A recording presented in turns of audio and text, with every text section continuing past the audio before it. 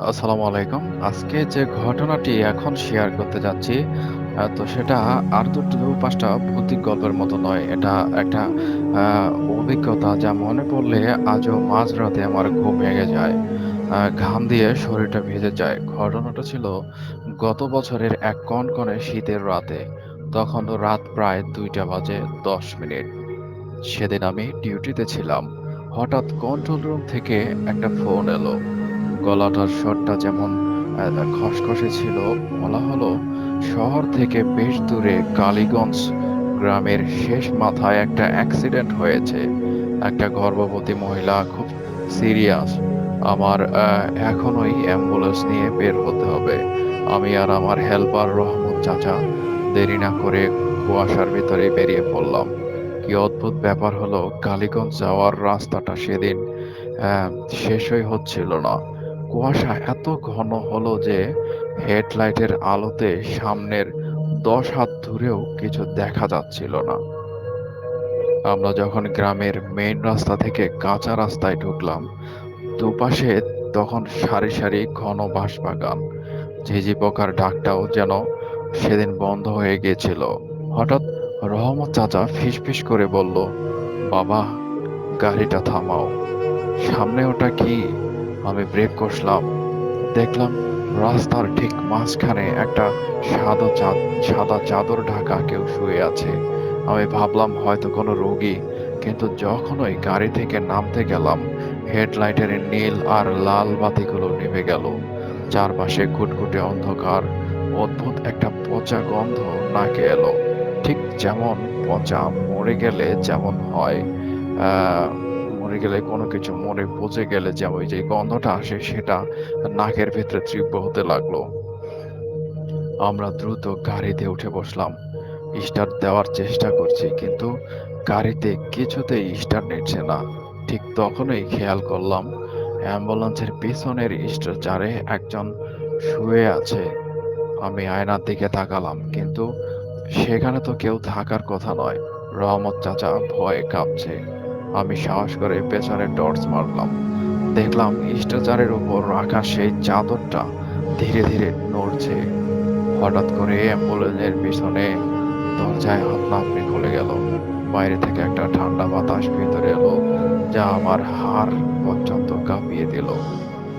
আমি যখন কোনোমতে গাড়ি স্টার্ট দিয়ে ঘোরাতে গেলাম, দেখলাম অ্যাম্বুলেন্সের একদম সামনে সেই ভুতুড়ে চালক দাঁড়িয়ে। তার পরনে অ্যাম্বুলেন্সের পুরনো খাকি পোশাক, কিন্তু মুখটা পুরোপুরি পুড়ে গেছে। চোখ দুটো জ্বলন্ত কয়লার মতো লাল। আর সে আমার দিকে তাকিয়ে একটা হাত তুলল। দেখলাম তার হাতের আঙুলগুলো স্বাভাবিকের চেয়ে অনেক লম্বা। সে যেন আমার ইশারায় সামনে সেই পুরনো ভাঙ্গা হাসপাতালের দিকে যেতে বলছে। আমি বুঝতে পারলাম আমরা কোনো সত্যিকারের কল পাইনি। আমাদের কেউ এখানে নিয়ে এসেছে অন্য কোনো কারণে। এরপর যা ঘটল তা ভাষায় বর্ণনা করা কঠিন। পুরো কুয়াশার মধ্যে একটা ভৌতিক হাসপাতাল ভেসে উঠল। আহ, আসলে ২০ বছর আগে বন্ধ হয়ে গেছিল সেই হাসপাতালটা। অ্যাম্বুলেন্সটা নিজে থেকেই পিছনের দিক থেকে চলতে শুরু করলো। চারপাশ থেকে অশরীরী কান্নার শব্দ আসছিল। আমি কোনোমতে আয়াতুল কুরসিতে পড়তে শুরু করলাম।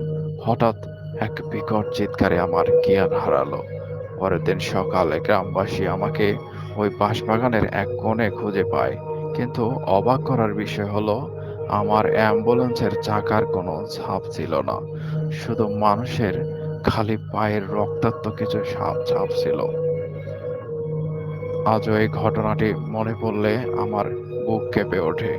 পরক্ষণে লোকমুখে শোনা যায় সেই রাতে আ অনেক সময় সেখানে যে হাসপাতালটি বন্ধ হয়ে গেছিল, সেটি আর এখন নেই। কিন্তু সেখানে অনেক ঘটনা ঘটে।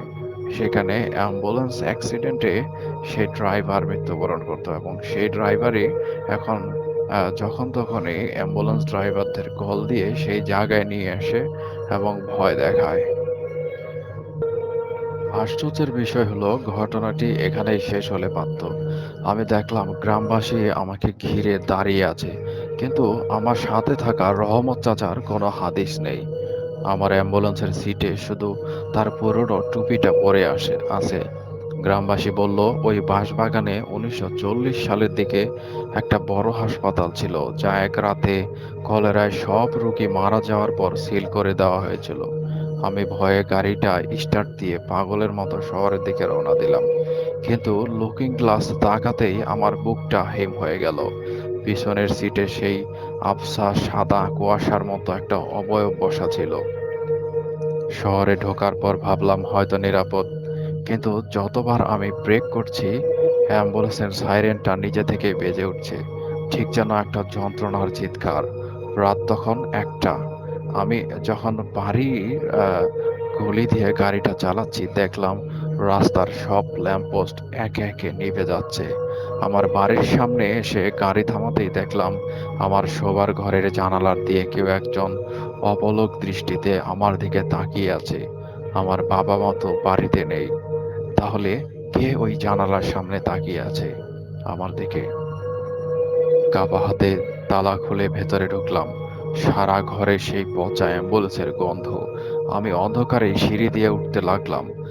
প্রতিটা পদক্ষেপে মনে হচ্ছিল কেউ একজন আমার ঠিক পেছনেই আছে।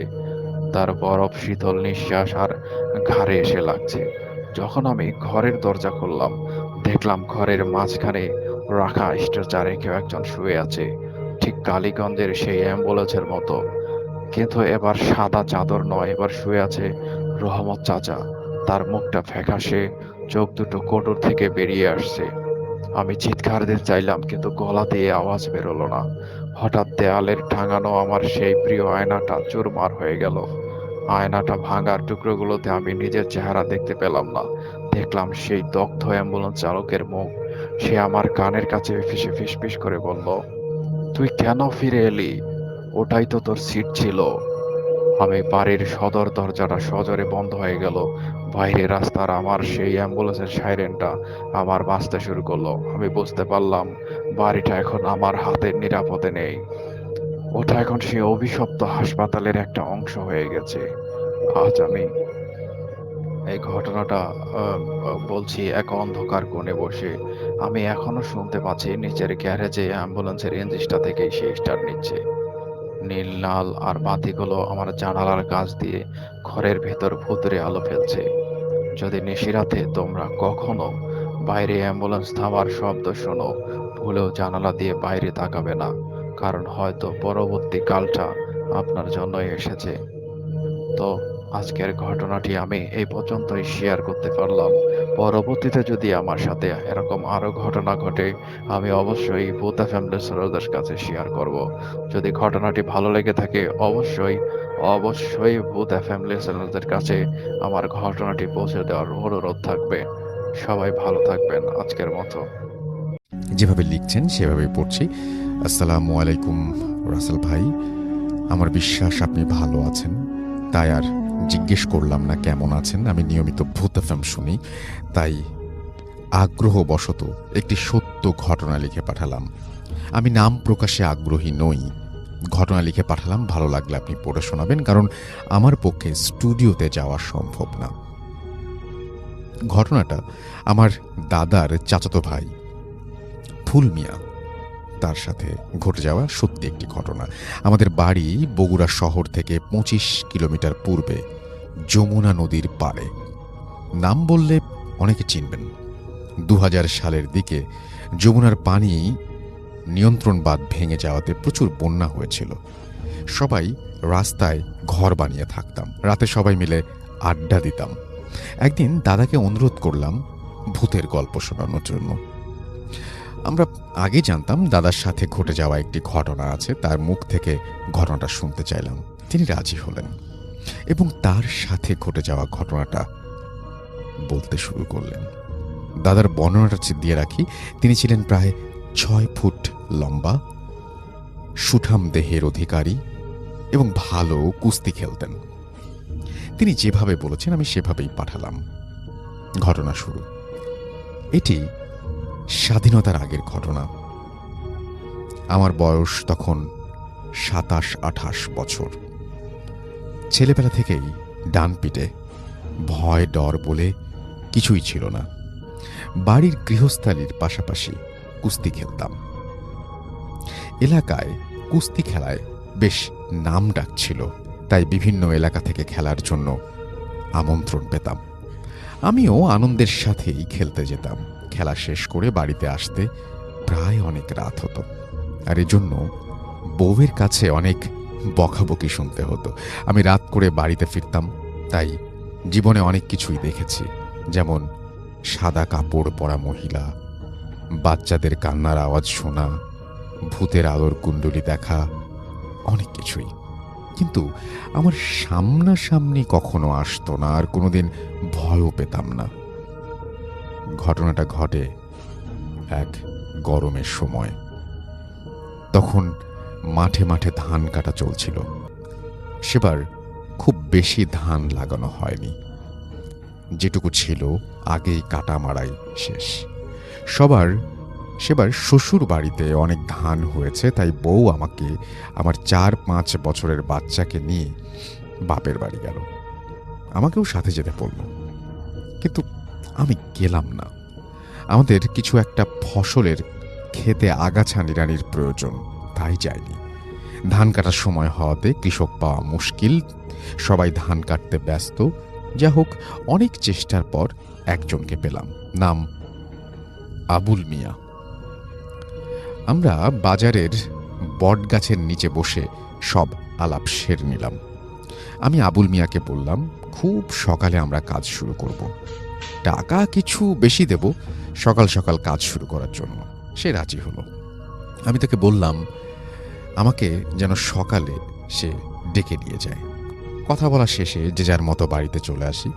রাতের খাবার খেয়ে উঠানে বসে বিড়ি খেয়ে ঘুমোতে গেলাম। জ্যোৎস্না রাত, অনেক গরম পড়েছে। বিছানায় এদিক সেদিক করতে করতে কখন ঘুমিয়ে পড়েছি জানি না। কারো ডাকে ঘুম ভেঙে যায়। আমি তারপরেও চুপচাপ বিছানায় বসে থাকি। এবার স্পষ্ট শুনতে পেলাম, ফুল ভাই, মাঠে যাবেন না? আমি এসেছি। ডাক শুনে বুঝতে বাকি রইল না এটা আবুল মিয়া। তবুও আমি জানালা দিয়ে বাইরে তাকালাম। চাঁদের আলোয় দেখলাম বাইরে কেউ একজন দাঁড়িয়ে আছে। আমি বললাম, আবুল মিয়া, তুমি দাঁড়াও, আমি আসছি। বলে বিছানা থেকে উঠে এক গ্লাস পানি খেয়ে বিড়ির প্যাকেট, ম্যাচ আর হাতে পাচুন অর্থাৎ নিড়ানি দেয়ার যন্ত্র, আমাদের গ্রামের ভাষায় পাচুন বলে, সেটা নিয়ে বের হলাম। দেখলাম সবাই ঘুমাচ্ছে। ঘড়ি ছিল না বলে সময় কত তা জানতাম না। আর চাঁদের আলো এতটাই পরিষ্কার যে দিন না রাত বোঝা যাচ্ছিল না। ভাবলাম গরমের কারণে সবাই দেরিতে ঘুমিয়েছে, তাই উঠতে দেরি হচ্ছে। তাই আর কাউকে ডাকলাম না। একটা বিড়ি ধরিয়ে হাঁটতে শুরু করলাম। দেখলাম আবুল মিয়া আমার অনেক আগে চলে গেছে। আমি পিছনে পিছনে হাঁটতে শুরু করলাম। একবার ডাকলাম, আবুল মিয়া দাঁড়াও, একসাথে যাই। কিন্তু সে কোনো কথা বলল না। আমাদের বাড়ির গ্রামের এক পাশে হওয়ায় বাড়ির উঠান থেকে নেমেই ফসলের মাঠ শুরু। আমাদের ফসলের ক্ষেতটি ছিল বাড়ি থেকে প্রায় আধা কিলোমিটার দূরে। আমি হাঁটতে হাঁটতে একসময় ফসলের জমিতে পৌঁছালাম। দেখলাম আবুল মিয়া নেই। ভাবলাম হয়তো আশেপাশে কোথাও আছে, কোনো ফসলের ক্ষেতে আইলে বসে পড়েছে। তাই আর কিছু না ভেবে একটা বিড়ি ধরিয়ে নিড়ানি শুরু করলাম। কতক্ষণ সময় গেছে আমি জানি না, বিড়ি শেষ হয়েছে অনেক আগেই। হঠাৎ আমার মনে হলো কেউ একজন আমার পাশে এসে দাঁড়িয়ে আছে। আমি আবুল মিয়া ভেবে উঠে, কি আবুল মিয়া, উল্টাপাল্টা কিছু খেয়েছো নাকি? এত সময় লাগলো কাজ সারতে? আবুল মিয়া কোনো কথা বলল না, চুপ করে দাঁড়িয়ে রইল। আমি আবার বললাম, আবুল মিয়া, বিড়ি ধরাবা নাকি? বলে পাচনটা মাটিতে গেড়ে বিড়ি বের করতে উঠলাম। একটা মুখে নিয়ে আর একটা বিড়ি আবুল মিয়ার দিকে এগিয়ে দিলাম। আবুল মিয়া বিড়িটা ধরালো না, তাই আমি এবার তার মুখের দিকে তাকালাম। তাকিয়ে শরীরটা ঝাঁকি দিয়ে উঠল। দেখলাম মানুষের মতো আকৃতি, কিন্তু সারা শরীরে বড় বড় লোম। একটি অবয়ব, লোমে ঢাকা একটি অবয়ব আমার সামনে দাঁড়িয়ে আছে। জীবনে প্রথম আমি বেশ ভয় পেয়ে গেলাম। জীবনে প্রথমবার কিছু একটা আমার সামনে দাঁড়িয়ে আছে। আমার আর বুঝতে বাকি রইল না এটা আবুল মিয়া না, এই অবয়বটা আমাকে বাড়ি থেকে ডেকে এনেছে। আমি তা বুঝতে পারছি, আমি বুঝতে পারছি আজ খুব বাজে কিছু একটা ঘটতে চলেছে আমার সাথে। কিন্তু আমি সাহস হারালাম না। আমি বলে উঠলাম, আবুল, তুমি এই গরমের মধ্যে সব কি কাপড় পরে এসেছো? তোমার শরীরে কি জ্বর? তাহলে চলো বাড়ি যাই, আজ কাজ করতে হবে না বলে পেছনে ঘুরে দাঁড়ালাম। আর পকেট থেকে ম্যাচটা বের করেছি। ম্যাচটা হাতে নিয়ে সবে জ্বালানোর চেষ্টা করছি, ঠিক সেই মুহূর্তে একটা থাবা মারলো আর আমার ম্যাচটা হাত থেকে পড়ে গেল। আমি ভাবছি দৌড়াবো, ঠিক সেই সময় পেছন থেকে থাবা দিয়ে আমাকে ধরে ফেললো। সাথে সাথে আমার হৃৎপিণ্ডটা ধপ করে বাড়ি খেলো। গায়ের সব লোম দাঁড়িয়ে গেল। আমি কি করব বুঝতে পারছি না, ভয় শরীর কাঁপছে। দৌড়াবো কিনা তাও বুঝতে পারছি না, উপায়ও নেই, কারণ সে আমাকে ধরে রেখেছে। আমি ভাঙা ভাঙা গলায় বললাম, আমাকে কেন ডেকে নিয়ে এসছো? কেন আমাকে মারতে চাও? আমি কি ক্ষতি করেছি তোমার? আমাকে ছেড়ে দাও। অবয়বটা শুধু বলল, আমার বাচ্চারা ক্ষুধার্ত, আমার সাথে চল। বলেই আমাকে পেছন দিকে টানতে টানতে টানতে শুরু করলো। আমি চেষ্টা করলাম ম্যাচটা ধরাতে পারলাম না। আবার চেষ্টা করছি পাছুনটা ধরতে, তাও পারলাম না। অবয়বটা আমাকে টেনে নিতে শুরু করলো। ফসলের জমি থেকে 10-12 মিনিট হাঁটার পর একটা খাল আছে, আর অবয়বটা আমাকে সেদিকে যেতে বলছে।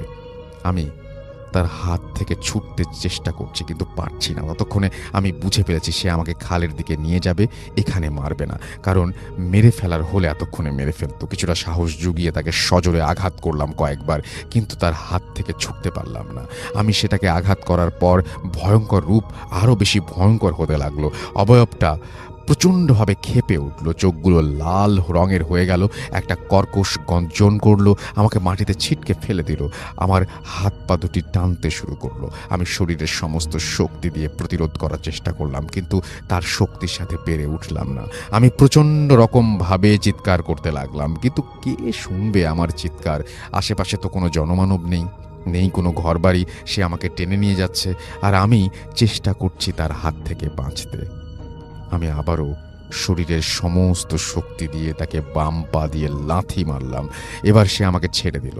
আমি দাঁড়িয়ে দৌড়াতে চাইলাম, কিন্তু পারলাম না। অবয়বটা আমার হাত আবার ধরে ফেলল, আর এবার সে ভয়াবহ দেখাতে শুরু করলো। আমার পা দুটি ধরে কাপড় কাচার মতো করে কয়েকবার মাটিতে বাড়ি দিল।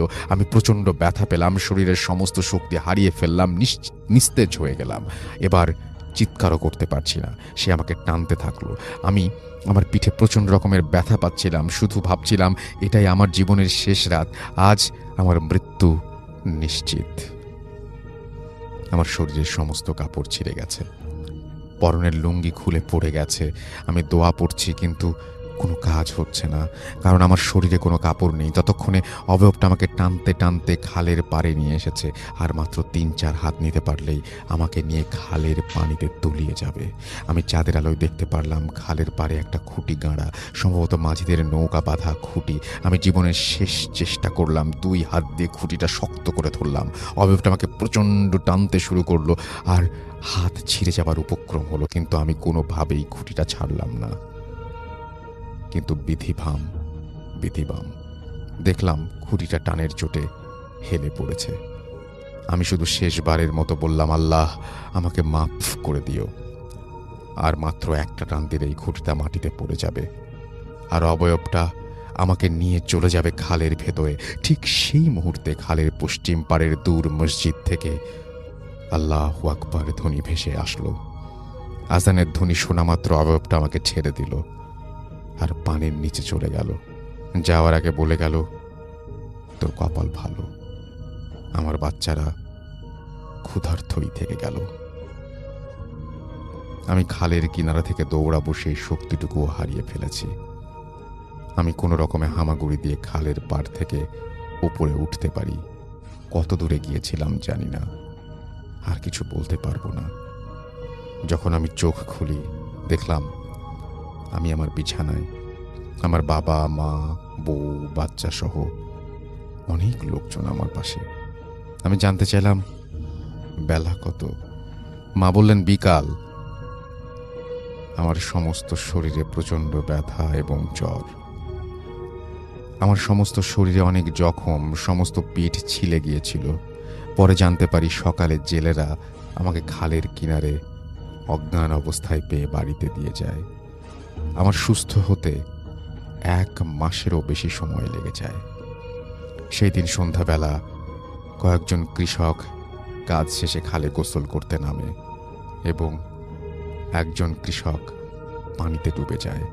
অনেক চেষ্টা করেও তার লাশ পাওয়া যায় না। 2 দিন পরে সেই ব্যক্তির লাশটা খালের জলের ওপর সাদা ফ্যাকাশে অবস্থায় ভাসতে দেখা যায়। ঘটনার কিছু বছর পরে জায়গাটা যমুনা নদীতে ভেঙে যায়। আবার 1998 সালের দিকে চর জাগে। কিন্তু আশ্চর্যের বিষয় হচ্ছে সেই খালটা ঠিক একই জায়গাতে সৃষ্টি হয়েছে।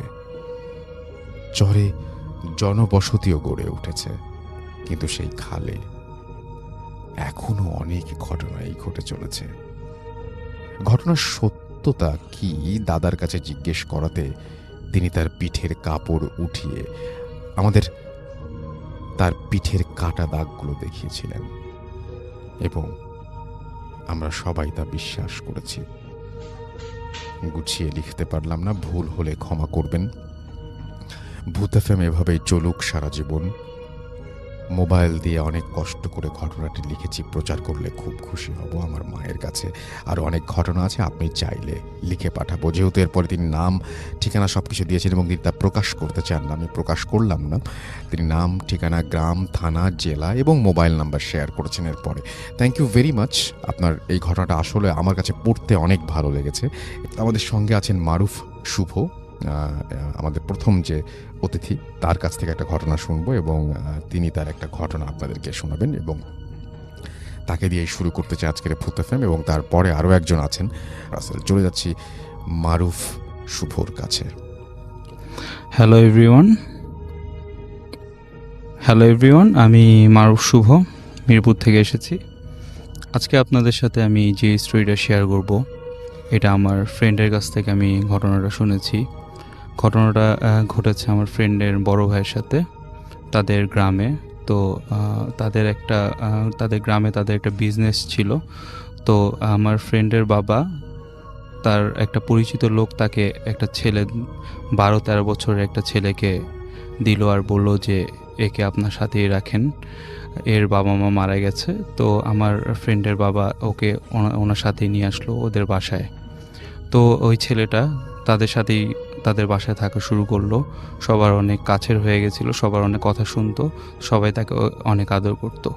কিন্তু মাঝে মাঝে সে কিছু অস্বাভাবিক আচরণ করত। যেমন সে বলতো যে রাতের বেলা সে স্বপ্নে দেখে যে তার মৃত মা তাকে ডাকছে এবং তাকে নিয়ে যেতে চায় তার সাথে। তো এই ধরনের কথাগুলো যখন সে সবার সাথে শেয়ার করত, তখন সবাই তাকে বুঝাতো, বলতো যে মৃত মানুষ তো ফিরে আসতে পারে না, তুমি এই কথা বলবা না, তুমি তার জন্য সবসময় দোয়া করবা। তো এরকম কয়েকবার হওয়ার পরে আমার ফ্রেন্ডের যে বড় ভাই, তার সাথে অনেক ক্লোজ ছিল। তো সে বলল যে তুই আমার সাথেই থাকবি আমার রুমে, তো তোর এই প্রবলেম আর হবে না। তো সে তাকে তার সাথেই নিয়ে গেল তার রুমে, মানে তার সাথেই থাকতো সব সময় রাতের বেলা। তো তখন তার সাথে এই ধরনের ঘটনা হতো না। তো এভাবে 4-5 মাস তার সাথে, মানে তাদের বাসায় থাকতো, কাজ করতো, ঘুরে বেড়াতো, মানে সবার সাথে অনেক ভালোই রিলেশন হয়ে গিয়েছিল, বিশেষ করে আমার ফ্রেন্ডের বড় ভাইয়ের সাথে। তো হঠাৎ একদিন সে বলল যে সে তার চাচার কাছে, মানে যে আমার ফ্রেন্ডের বাবাকে ওকে দিয়েছে, সে ওর চাচা ছিল। তো তার চাচার কাছে সে কিছুদিনের জন্য মানে ঘুরে আসতে যেতে চায়। তো আমার ফ্রেন্ডের বাবা তাকে বলল যে ঠিক আছে, আমি তোমার চাচাকে বলি যে তোমাকে সে যেন নিয়ে যায়।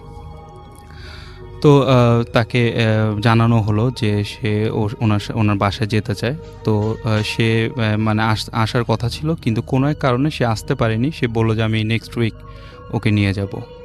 তো এই ঘটনাটা জানার পরে ও অনেক আপসেট ছিল, অনেক মানে কষ্ট পেয়েছিল ব্যাপারটা জানার পরে। কারণ আর 2 দিন পরেই ওর মায়ের মৃত্যুবার্ষিকী ছিল। তো ওর মায়ের কবরটা জিয়ারত করতে যাচ্ছিল, আর ওইখানে ও থাকতে যাচ্ছিল।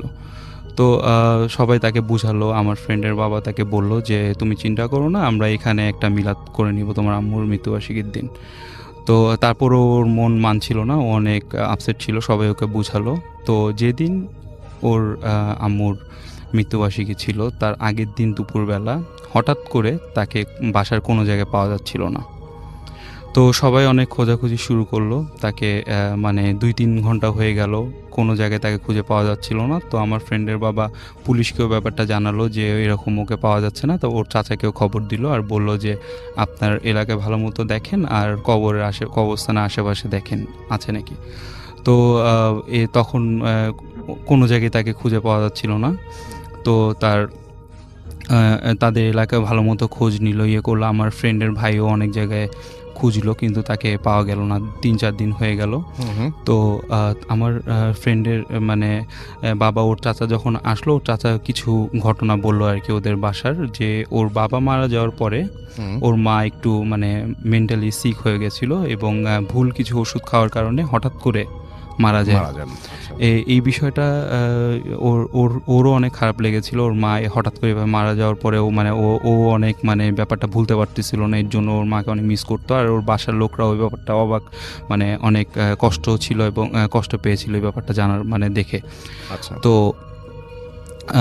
তারপরে যখন মানে ওর চাচা চলে গেল, তারপরে ওকে প্রায় 4-5 মাস খুঁজে পাওয়া যাচ্ছিল না। তো আমার ফ্রেন্ডের যে বড় ভাই, তার এসএসসি পরীক্ষার সামনে ছিল এবং মানে তাকে এতটাই ইয়ে করতো যে মানে রাতের বেলাও স্বপ্নেও ওকে কয়েকবার দেখেছে যে ও মানে হাঁটতেছে, ইয়ে করতেছে, এরকম করে মানে ঘুম থেকে উঠে সবাইকে বলতে ব্যাপারটা যে আমি ওকে দেখছি। তারপর সবাই ওকে মানে অনেক সান্ত্বনা দিল যে সমস্যা নেই, ওকে আমরা খুঁজে পাবো, তুমি ইয়ে করো না, আমরা সবাই ওকে খুঁজতেছি। তো সে তার এসএসসি পরীক্ষা ছিল, এসএসসি পরীক্ষা শেষ হলো।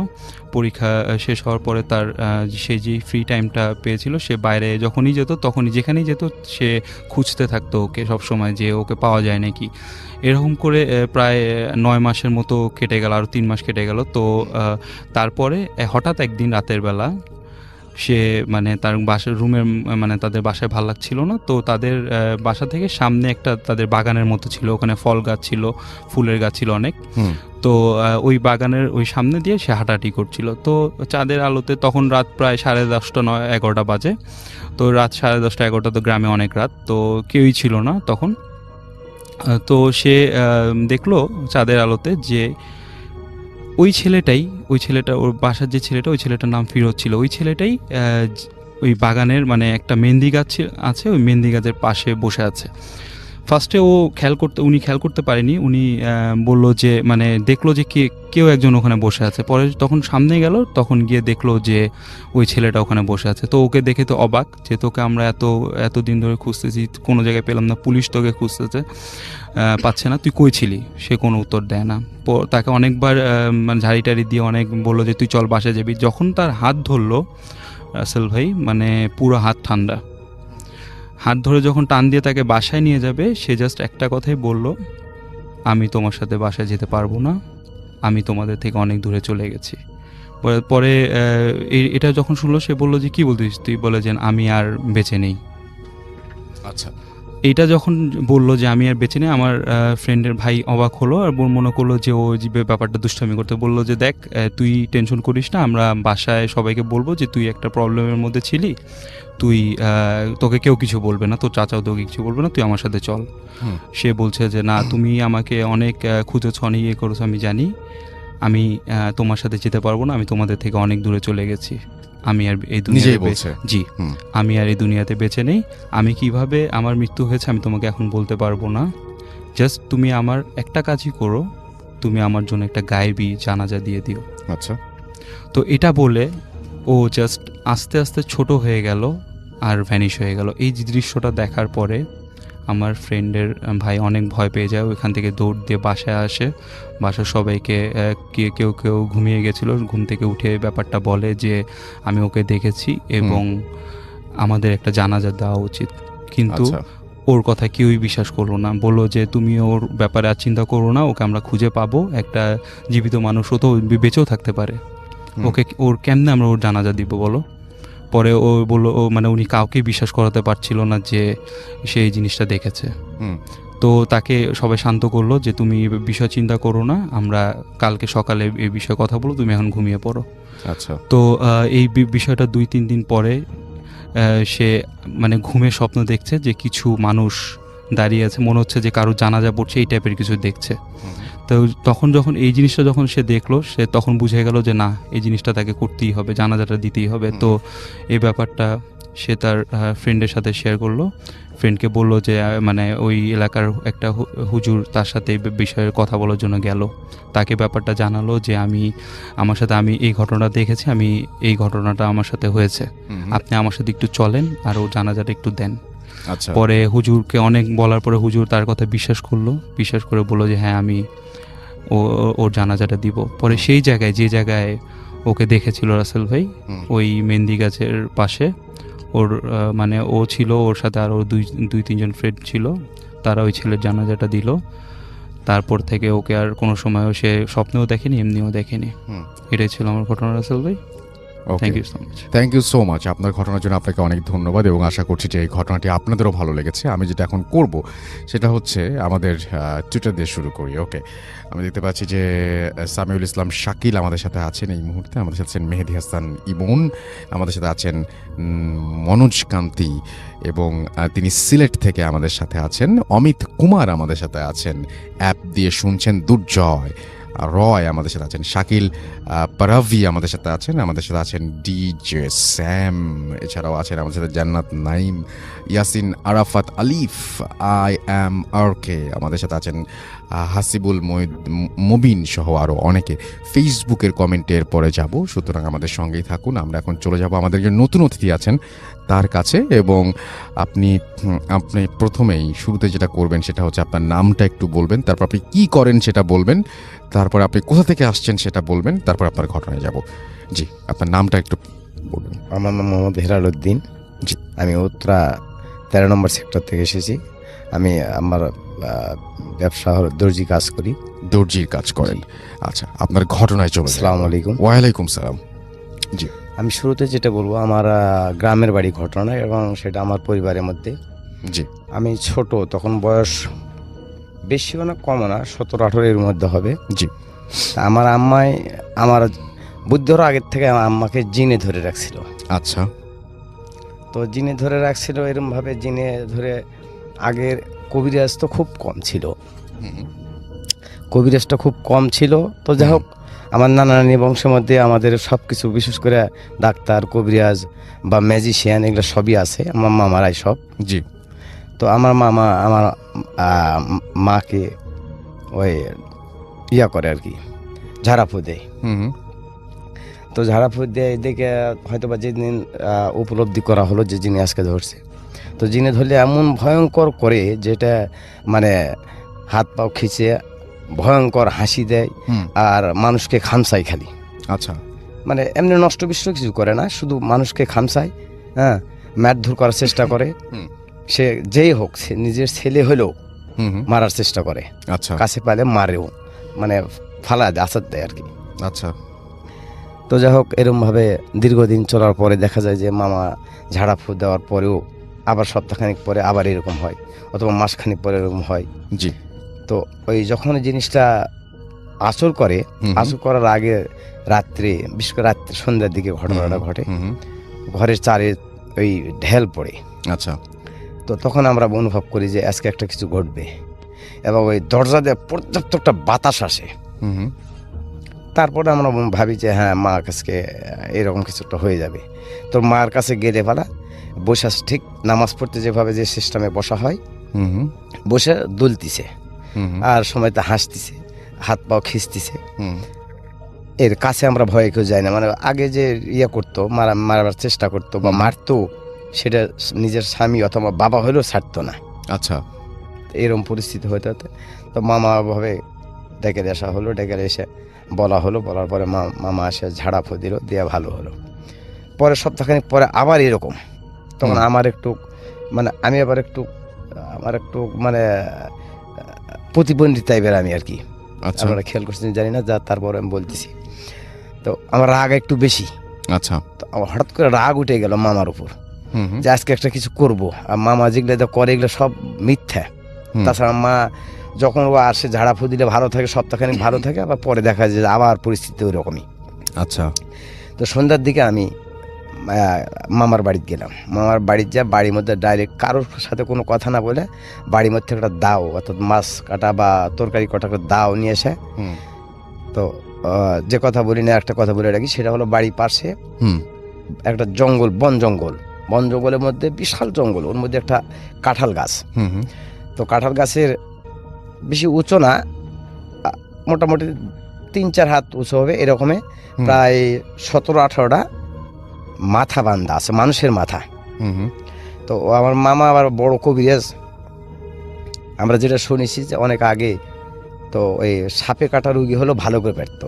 আচ্ছা তো ওই বৃহস্পতিবারে আর শনিবার রবিবারে মানুষ যেগুলো গলাত ফাঁস দিয়ে লোক মারা গেলে ওগুলো মাটিতে রাখলে ও রাত্রে ও চুরি করে ওই মাথাটা কেটে নিয়ে আসে।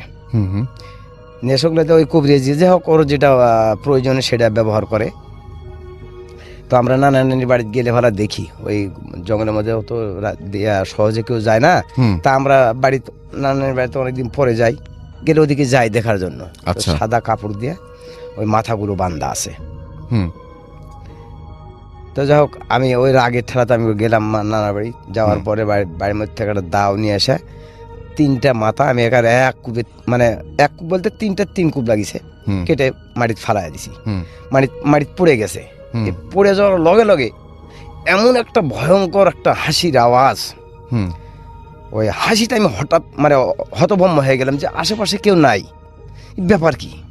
আমি তো অস্থির মানে পারতেছি না চিল্লা উঠবে আর পারতেছি না সরে যাবারও, এরকম একটা হাসি। আমি তো চুপ করে পাশে গাছের ছায়ার দাঁড়ায় থাকলাম।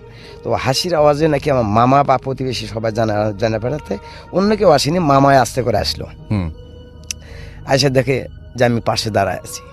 আচ্ছা তো কী ব্যাপার হেলাল তুমি এখানে? আমি মামার সাথে একটু রাগ হইলাম, একটু যদিও ভয়ে আমি তো অস্থির, রাগ করলাম। রাগ করার পরে আমাকে ধরে নিয়ে আসলো, ধরে নিয়ে এসে বাড়িতে আসার পরে তো কী হচ্ছে, আমি তখন বললাম যে মামা আমার মাকে আবার এরকম করছে, আমার মাকে আবার ভোটে আসর করছে। তো এরপরে যদি আমার মাকে ভালো না করো তাহলে তোমার সব কটা মাথা কেটে বস্তা ভরে যায়, আমি কিন্তু পুষ্করিণীতে ফালাই দেবো। তো বলছে ঠিক আছে বাবা, তুই রাত্রে ঘুমা, সুস্থ হয়ে ঘুমা, সকালবেলা ব্যবস্থা একটা হবে নি। তাহলে এত রাত কী করবে, এই সারা রাতটা তো কি মা কষ্ট পাবে? কারণ না কোনো অসুবিধা হবে না, আমি এখান থেকে মন্ত্র পড়ে দিছি। তা ভালো, আমি আর কোনো করলাম না। তো মা বাড়িতে নিয়ে যাওয়ার পরে আমাকে একটু বাইরের ওটা আগেকার একটা জি নানি আবার ওই বাইরে একটা কলস থাকতো, জি ওই কলসে পানি থাকতো, জি। ওই পানিটা দিয়ে এসে আমার একটু খাওয়াইলো। আচ্ছা ভয় পাইছি এই ভয়ে এই কারণে। তো রাত্রে আমি নানানের বাড়িতে ঘুমাইলাম। তো ঘুমানোর অনেক পরে মানে ঘুম এসে এরপরে কতক্ষণ পরে সেটা তো বলা মুশকিল। তা মামা আমার স্বপ্নে আমি দেখতেছি যে মামা আমার মাথায় কেটে নিয়ে যাচ্ছে। জি তখন আমি চিল্লায় উঠলাম, উঠাতে আমার পাশের নানা ছিল, ওরা সবাই বলবে কী ব্যাপারে হেরাল কী হয়েছে। তা আমি বললাম যে নানি এই ঘটনা, হুম তোর অসুবিধা নেই, তুই ঘুমে। তো সকালবেলা উঠলাম, উঠার পরে মুখ হাত দিয়ে মামার কাছে বললাম যে মামা এই ঘটনা যাওয়া লাগবে তাহলে। হুম হুম তো মামা বলছে যে এখন যাবো না নি, তাহলে তুমি যাও, এগুলো বাজার থেকে কিনে নিয়ে আসো, আমি দুপুরের দিকে যাবো নি। হুম তো আমি বাড়িতে এসে দেখি যে মার ওই অবস্থা, একই অবস্থা। জি। আব্বা বললো খেলবা কী এলো, রাত্রে আসার কথা আসিস নি।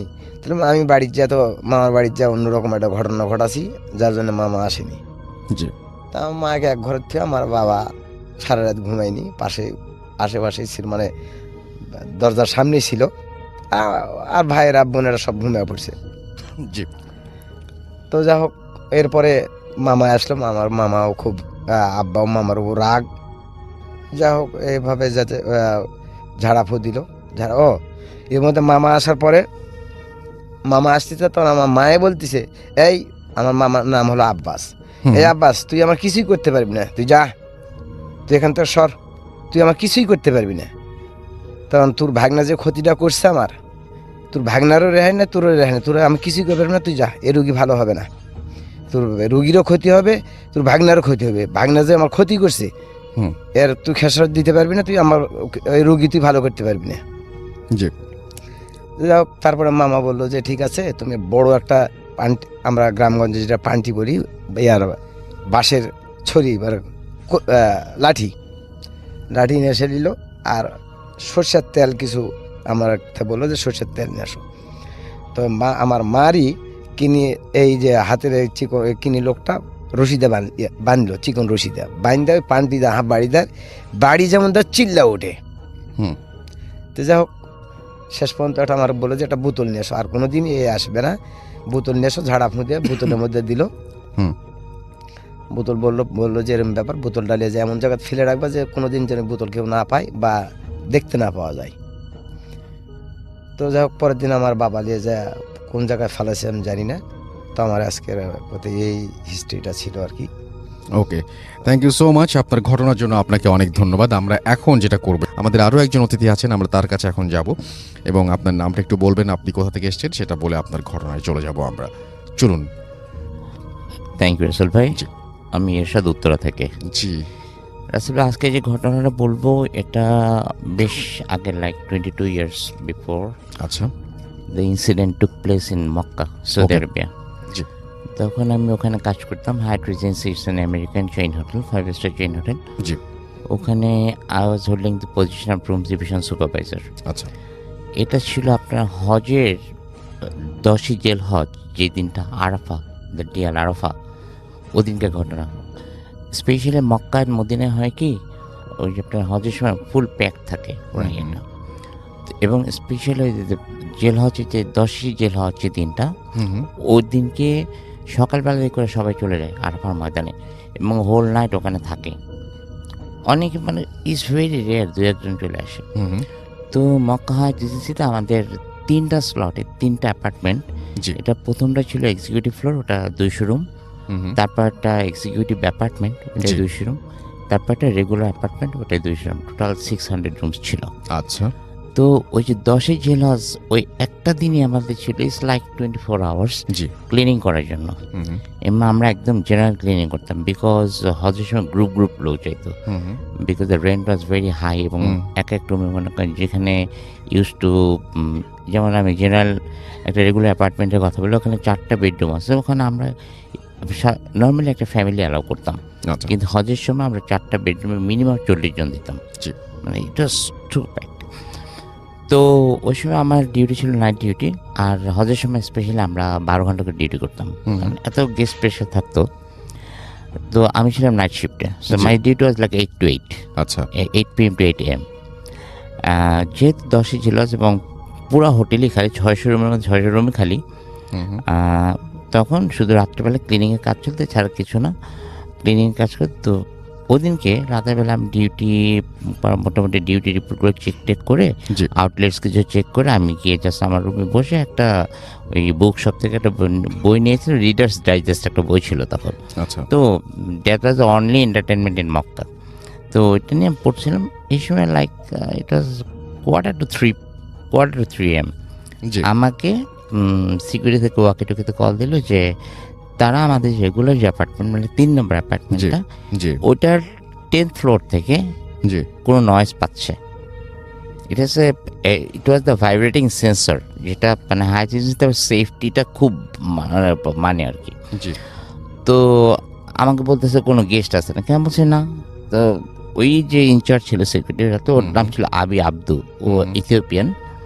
তখন আমি বলছি না, তখন বলছে ওকে লেটস গো, কারণ এই সেফটির কারণে, আর অনেক গেস্ট, অনেক ভ্যালুয়েবল পার্টস তখন যে রেখেছে রুমে। এই জন্য মেইনটেন্যান্সের মাস্টার কি ছিল আমাদের ডিপার্টমেন্টে, লিফটের মাস্টার কি ছিল ইঞ্জিনিয়ারিংয়ে, আর পুরো ফ্লোরের যে রুমগুলো ওগুলো হচ্ছে সিকিউরিটিতে।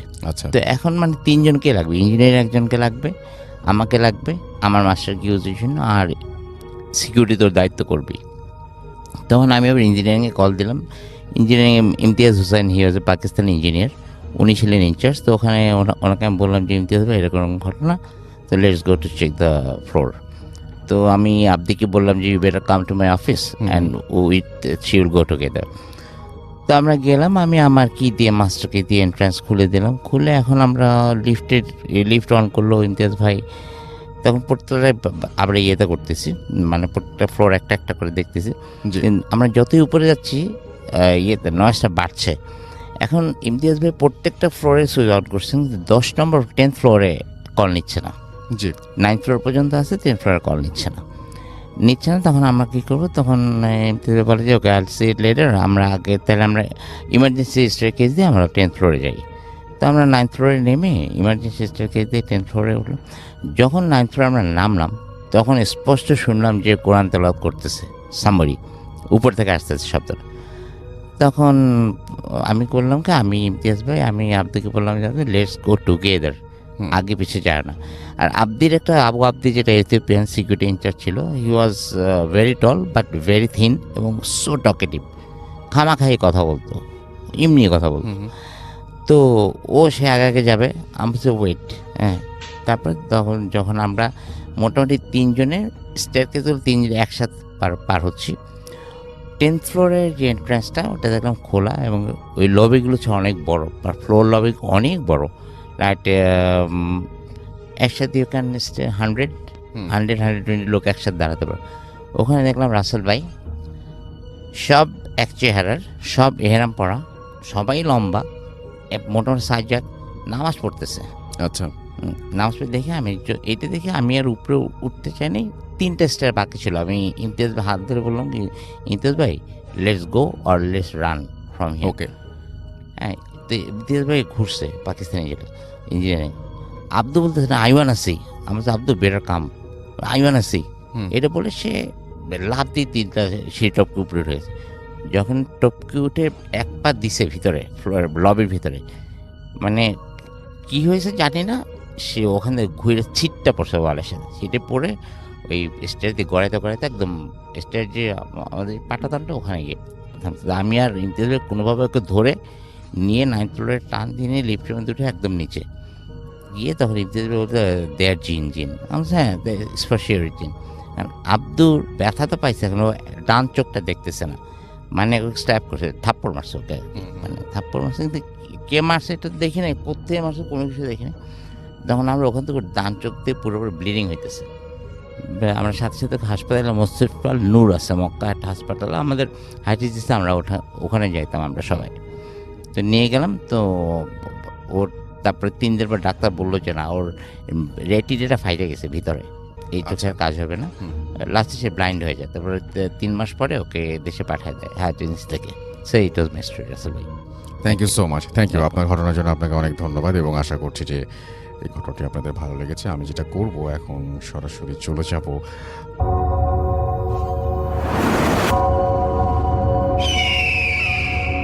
Welcome back. আপনাদের সবাইকে স্বাগত জানাই আমি রাসেল। আশা করছি আপনারা সবাই ভালো আছেন, ভালোর তলে আছেন। আমিও ভালো আছি আর ভালোর তলে আছি। চলে যাব আরও একটি ঘটনায়। যদি ভালো লাগে সাথে থাকবেন। হ্যালো লিসেনার্স, আসসালামু আলাইকুম। আশা করি সবাই ভালো আছেন। আজকে যে ঘটনাটা আমি আপনাদের কাছে শেয়ার করব, সেই ঘটনাটা আমাকে শেয়ার করেছেন ইসনাত আরা তন্নি।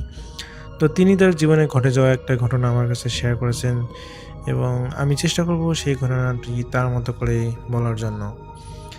তো বলেছেন, তন্নি 3rd ইয়ার ফাইনাল পরীক্ষার 1 মাস আগে আমার রুমমেট হল ছেড়ে মেডিকেলের কাছেই প্রথমবারের মতো বাসা ভাড়া উঠেছিল।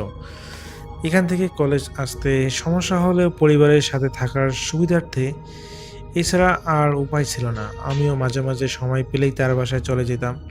বাসাটা ভাটিকেশ্বর গোরস্থানের কাছেই।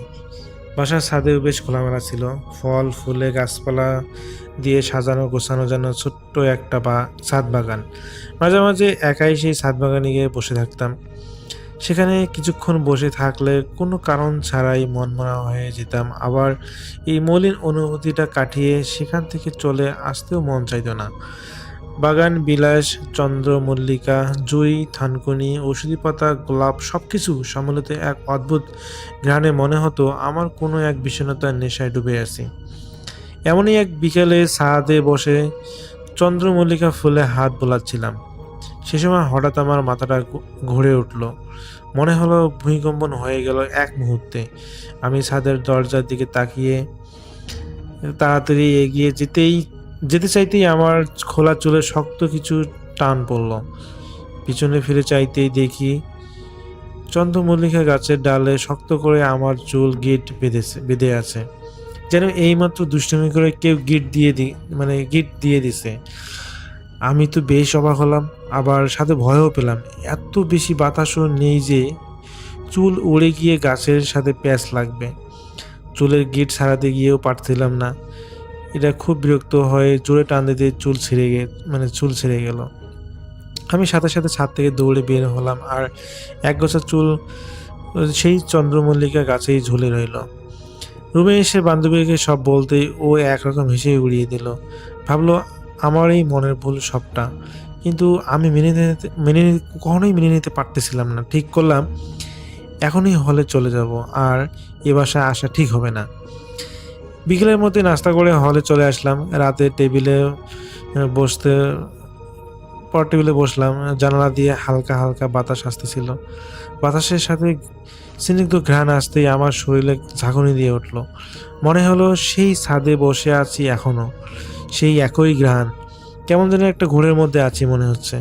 ফোনের রিংয়ের আওয়াজে ঘোরে কেটে গেল। সেই বান্ধবীর নাম্বার রিসিভ করলাম। হ্যালো, কিরে কল দিলি যে? উপাস থেকে তখনও নীরবতা। বাতাসের শোঁ শোঁ আওয়াজ ভেসে আসতেছে। হ্যালো, কিরে কি হলো তোর? এইবার থমথমে গলায় সে উত্তর দিল, কাল বিকেলে বাসায় আসিস, বলেই ফোনটা কেটে দিল। আমি অবাক লাগলো ওর ভয়েস শুনে। মোহনা তো এভাবে কথা বলে না, নিশ্চয়ই বাসায় কিছু ঘটেছে। পরদিন বিকেলের দিকে রওনা হলাম ওদের বাসায়। গিয়ে দেখি তালা ঝুলছে দরজায়। মেজাজটা খারাপ হয়ে গেল। ওকে কল দিলাম, ধরছে না। হঠাৎ শুনি ছাদের দরজার জোরে জোরে আওয়াজ হচ্ছে। তার মানে ওরা ছাদেই আছে। আমি ছাদে গিয়ে কাউকে খুঁজে পেলাম না। উল্টা ভয়ঙ্কর আওয়াজ, ছাদের দরজাটা বন্ধ হয়ে গেল। ভয়ঙ্কর আওয়াজে দরজাটা বন্ধ হয়ে গেল। ব্যাস, সাথে সাথেই আমি দৌড়ে দরজা ধাক্কা দিতে লাগলাম। খোলার নাম নেই। মোহনাকে কল দিচ্ছি, বারবার ধরতেছে না। চতুর্থবার রিং হতেই ধরলো। আমি রাগী গলায় বলে উঠলাম, ফাইজলামি করতেছিস আমার সাথে? কল দিয়ে আনলি আর এখন ছাদে এনে দরজা বন্ধ করলি? আমার কথা শুনে ও যেন আকাশ থেকে পড়লো। সাথে সাথে বলল, কি বলিস? আমি তোকে কল দেইনি তো। আর আমরা সকালেই বাড়িতে আসছি, তোকে কেন কল দিব? আমি বুঝতে পারছি না এখন কি করবো, কি বলবো। কান্না কণ্ঠে বললাম, তোর নাম্বার থেকে কালকে কল দিয়ে আমাকে তোর ভয়েসে কেউ একজন আসতে বলেছে। আমি আসছি। এখন আমাকে ছাদে কেউ আটকে রাখছে। আমি এখন কি করব বল? অনেক ভয় লাগছে, প্লিজ কিছু কর। বলতে বলতে ব্যালেন্স ফুরিয়ে ফোনটা কেটে যায়। সন্ধ্যাও ঘনিয়ে আসছে। আমি দরজা ধাক্কা দিতেই ওখানেই ক্লান্ত হয়ে বসে পড়লাম। এবার ঠান্ডা একটা বাতাস আমাকে ছুঁয়ে গেল। এতক্ষণে বুঝতে বাকি নেই, অশরীরী কিছু একটা পাল্লায় পড়েছি আমি। পালানোরও পথ নেই। কাঁপা কাঁপা গলায় জিজ্ঞেস করলাম, কে আপনি? বাতাসে গম্ভীর গলায় ভেসে আসলো, কেউ না। অশরীরীর উত্তর শুনে ভয়ে আমার নিঃশ্বাস বন্ধ হওয়ার উপক্রম হলো। আবারও আওয়াজ ভেসে আসলো, ভয় পেও না, কোনো ক্ষতি করব না, সামনে হাত বাড়াও। আমি বুঝতে পারছি না আসলে হাত বাড়াবো কিনা, যদি হাত টান দিয়ে ছাদ থেকে ফেলে দেয়। আরও অনেক কিছু ভাবতে ভাবতে হাত বাড়িয়ে দিলাম। ঠিক তখনই এক গোছা চুল জড়ানো দুটো চন্দ্রমল্লিকা ফুল আমার হাতে এসে পড়লো। ভীষণ অবাক হলাম। এটা তো আমারই চুল, সেদিন গাছের ডালে ছিঁড়ে রয়ে গেছিল। হঠাৎ আমার পিছনে ছাদের দরজাটা শব্দ করে খুলে গেল। দেখি কেয়ারটেকার রাগী চোখে চেয়ে আছে। আমাকে দেখে বলতে লাগলো, সেই কখন থেকে আপনার বান্ধবী আমার কল দিতে আসছে, আপনি নাকি ছাদে আটকা পড়ছেন। এখন তো আইসে দেখি দরজা ছাদের ভিতরে থেকে লাইকা বসে রয়েছেন। আমি আর কোনো ভাষা খুঁজে পাইতেছিলাম না, জানি না কি বলবো। চুপচাপ হয়ে গেলাম এবং চুপচাপ থেকে সেখান থেকে চলে গেলাম। হাতের মুঠোয় আমার সেই জড়ানো চুল এবং সেই চন্দ্রমল্লিকা দুটো ফুল। আমি এরপর এত অবাক হয়েছি যে এটা কীভাবে সম্ভব। আমার বান্ধবী বাসায় চলে গেছে, অথচ তার ভয়েসে আমাকে ফোন দিয়ে তার ছাদে ডাকানো হলো। আমার সাথে অদৃশ্য থেকে অশরীরী কথা বললো, যেটা আসলে আমাকে সবসময় ভাবায় যেটা কিভাবে সম্ভব। তো এই ছিল ঘটনা। ইসরাত আরাত তন্নি আমাকে এভাবে শেয়ার করেছেন। আমি জানি না ঘটনাটা আপনাদের কাছে কতটুকু ভয় ছিল। তো কথা হবে নেক্সট এপিসোডে। সবাই ভালো থাকবেন, সুস্থ থাকবেন। আল্লাহ হাফেজ।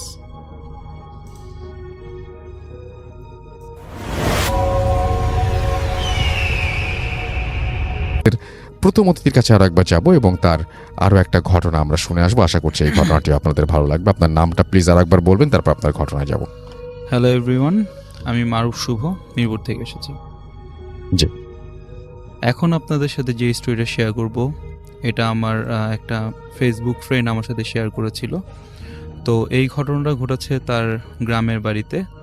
তো তাদের গ্রামে একটা অ্যাবান্ডেন্ট বাসা ছিল, যে বাসার মধ্যে কেউই থাকতো না, আর যারা বাসার মালিক যারা ছিল তারা সবাই রাশিয়াতে থাকতো। আচ্ছা। তো সেই বাসায় মানে অনেক ধরনের বাসা নিয়ে অনেক ইয়ে ছিল, যে বাসায় খারাপ জিনিস আছে এবং এলাকার মানুষ ওই বাসা নিয়ে অনেক মানে ভয় থাকতো। জি। তো এলাকার হুজুররাও ওই বাসাটাকে ইয়ে করতো। তো যে বাসার যে মালিক, তো সে এই জিনিসটা যখন সে জানতে পারলো যে ওই বাসায় কেউই থাকতে চায় না বা ভাড়াও দিতে পারতো না বাসাটা, তো সে দেশে আসার পরে সে তার গ্রামে গিয়ে এলাকার হুজুরদের সাথে কথা বললো। তারা বললো যে না, এই বাসাটা আসলেই ঝামেলা আছে। তো সে ঢাকায় গিয়ে ঢাকার দুজন হুজুরের সাথে কথা বললো। তো একটা হুজুর বলল যে ঠিক আছে, যেহেতু ওখানে এই ধরনের প্রবলেমের কথা গ্রামবাসীরা বলতেছে, তা আমি ওখানে গিয়ে থেকে দেখতে চাই আচ্ছা। যে ওখানে কি ঘটনা। তো সেই মানে বাড়ির মালিক বললো যে ঠিক আছে, আপনি যান। আর ওনার সাথে ওনার ওই মসজিদেরই একটা মানে মাদ্রাসা ছিল, মাদ্রাসা থেকে একটা ছেলেকে নিয়ে গেল। তারা দুইজন ওখানে গেল। তো ওখানে তাদের থাকার ব্যবস্থা করে দিল। তো ওখানে ওই বাসায় কোনো ইলেকট্রিসিটি ছিল না। তো তারা চার্জার লাইট নিয়ে এবং শীতের সময় তো তারা মশার কয়েল টয়েল নিয়ে ওই বাসায় গেল। তো ফার্স্টের দিন তারা ওখানে থাকলো। দোতলা বাসা ছিল ওই বাসাটা, মানে বাসার ভিতর দিয়ে একটা সিঁড়ি ছিল, যে সিঁড়িতে উপরে আর কি যাওয়া যেত। জি। তো তাদেরকে নিচের যে ফ্লোরটা, ওখানে একটা বিছানার মতো ব্যবস্থা করে দেওয়া হলো ওখানে থাকার জন্য। তো প্রথম দিন রাতের বেলা তারা জেগেছিল যে আসলে কি বাসায় কিছু হয় নাকি। তো তারা যখন মানে 11:30 থেকে জেগে বসে আছে, 11:30 থেকে 12:30 একটা পর্যন্ত তারা জেগেছিল যে কোনো প্রবলেম হচ্ছে না, কারণ গ্রামে তো একটা অনেক বেশি রাত, তো কোনো কিছুই সেখানে হচ্ছিল না। জি। তো সে তখন ঘুমিয়ে পড়লো। তারা ঠিক 2:30-3টার দিকে মানে হুজুর তার একটা জোনাকি পোকা হুজুরকে ডিস্টার্ব করছিল। জোনাকি পোকা? জি। জি। জোনাকি পোকা তাকে ডিস্টার্ব করছিল। তো কিভাবে ডিস্টার্ব করছিল? মানে তার মানে কানের সামনে আওয়াজ করছিল এবং মুখের মধ্যে মানে অনেক সময় বসতেছিল এই টাইপের আর কি। তো তার ঘুমটা ভেঙে যায়, দেখে যে একটা জোনাকি পোকা তার আশেপাশে ঘুরছে। তো এটা দেখে সে উঠে বসে দেখলো যে পোকাটা জানলা দিয়ে বের হয়ে গেল। তো সেই দিন রাতে তার আর ঘুম আসেনি। তো কিছুক্ষণ পরে ফজরের আজান দিল। তো সে আর তার সাথে যে ছিল তারা দুইজন অজু করে ওই বাসার মধ্যেই নামাজ পড়লো। নামাজ পড়ে ফজরের পরে সকালবেলা ওই বাড়ির মালিককে বললো যে আমরা তো ছিলাম, কোনো প্রবলেমই হয়নি, কিন্তু বললো যে আমরা আরো কিছুদিন ওই বাসায় থাকতে চাই, দেখতে চাই যে আসলে কিছু হয় নাকি। তো সে বললো যে ঠিক আছে, আপনি থাকেন, আরো 2-3 দিন থাকেন, সমস্যা নেই। তো দ্বিতীয় দিন হুজুর তো ফুললি শিওর যে এখানে কিছুই হচ্ছে না, এখানে গ্রামবাসীরা এমনি ব্যাপারটা করেছে। তো সে ওভার শিওর হয়ে সে 11টার মধ্যেই ঘুমিয়ে গেল ওই দিন। তো ওই দিন যেটা হলো রাসেল ভাই, ওই দিন ঠিক ওই 2:30-3টার দিকেই সেমভাবে তার প্রথম দিন তার জোনাকি পোকা যেভাবে তাকে ডিস্টার্ব করে ঘুম ভাঙিয়ে দিয়েছিল, সেম ওইভাবেই তার ঘুমটা ভেঙে গেল।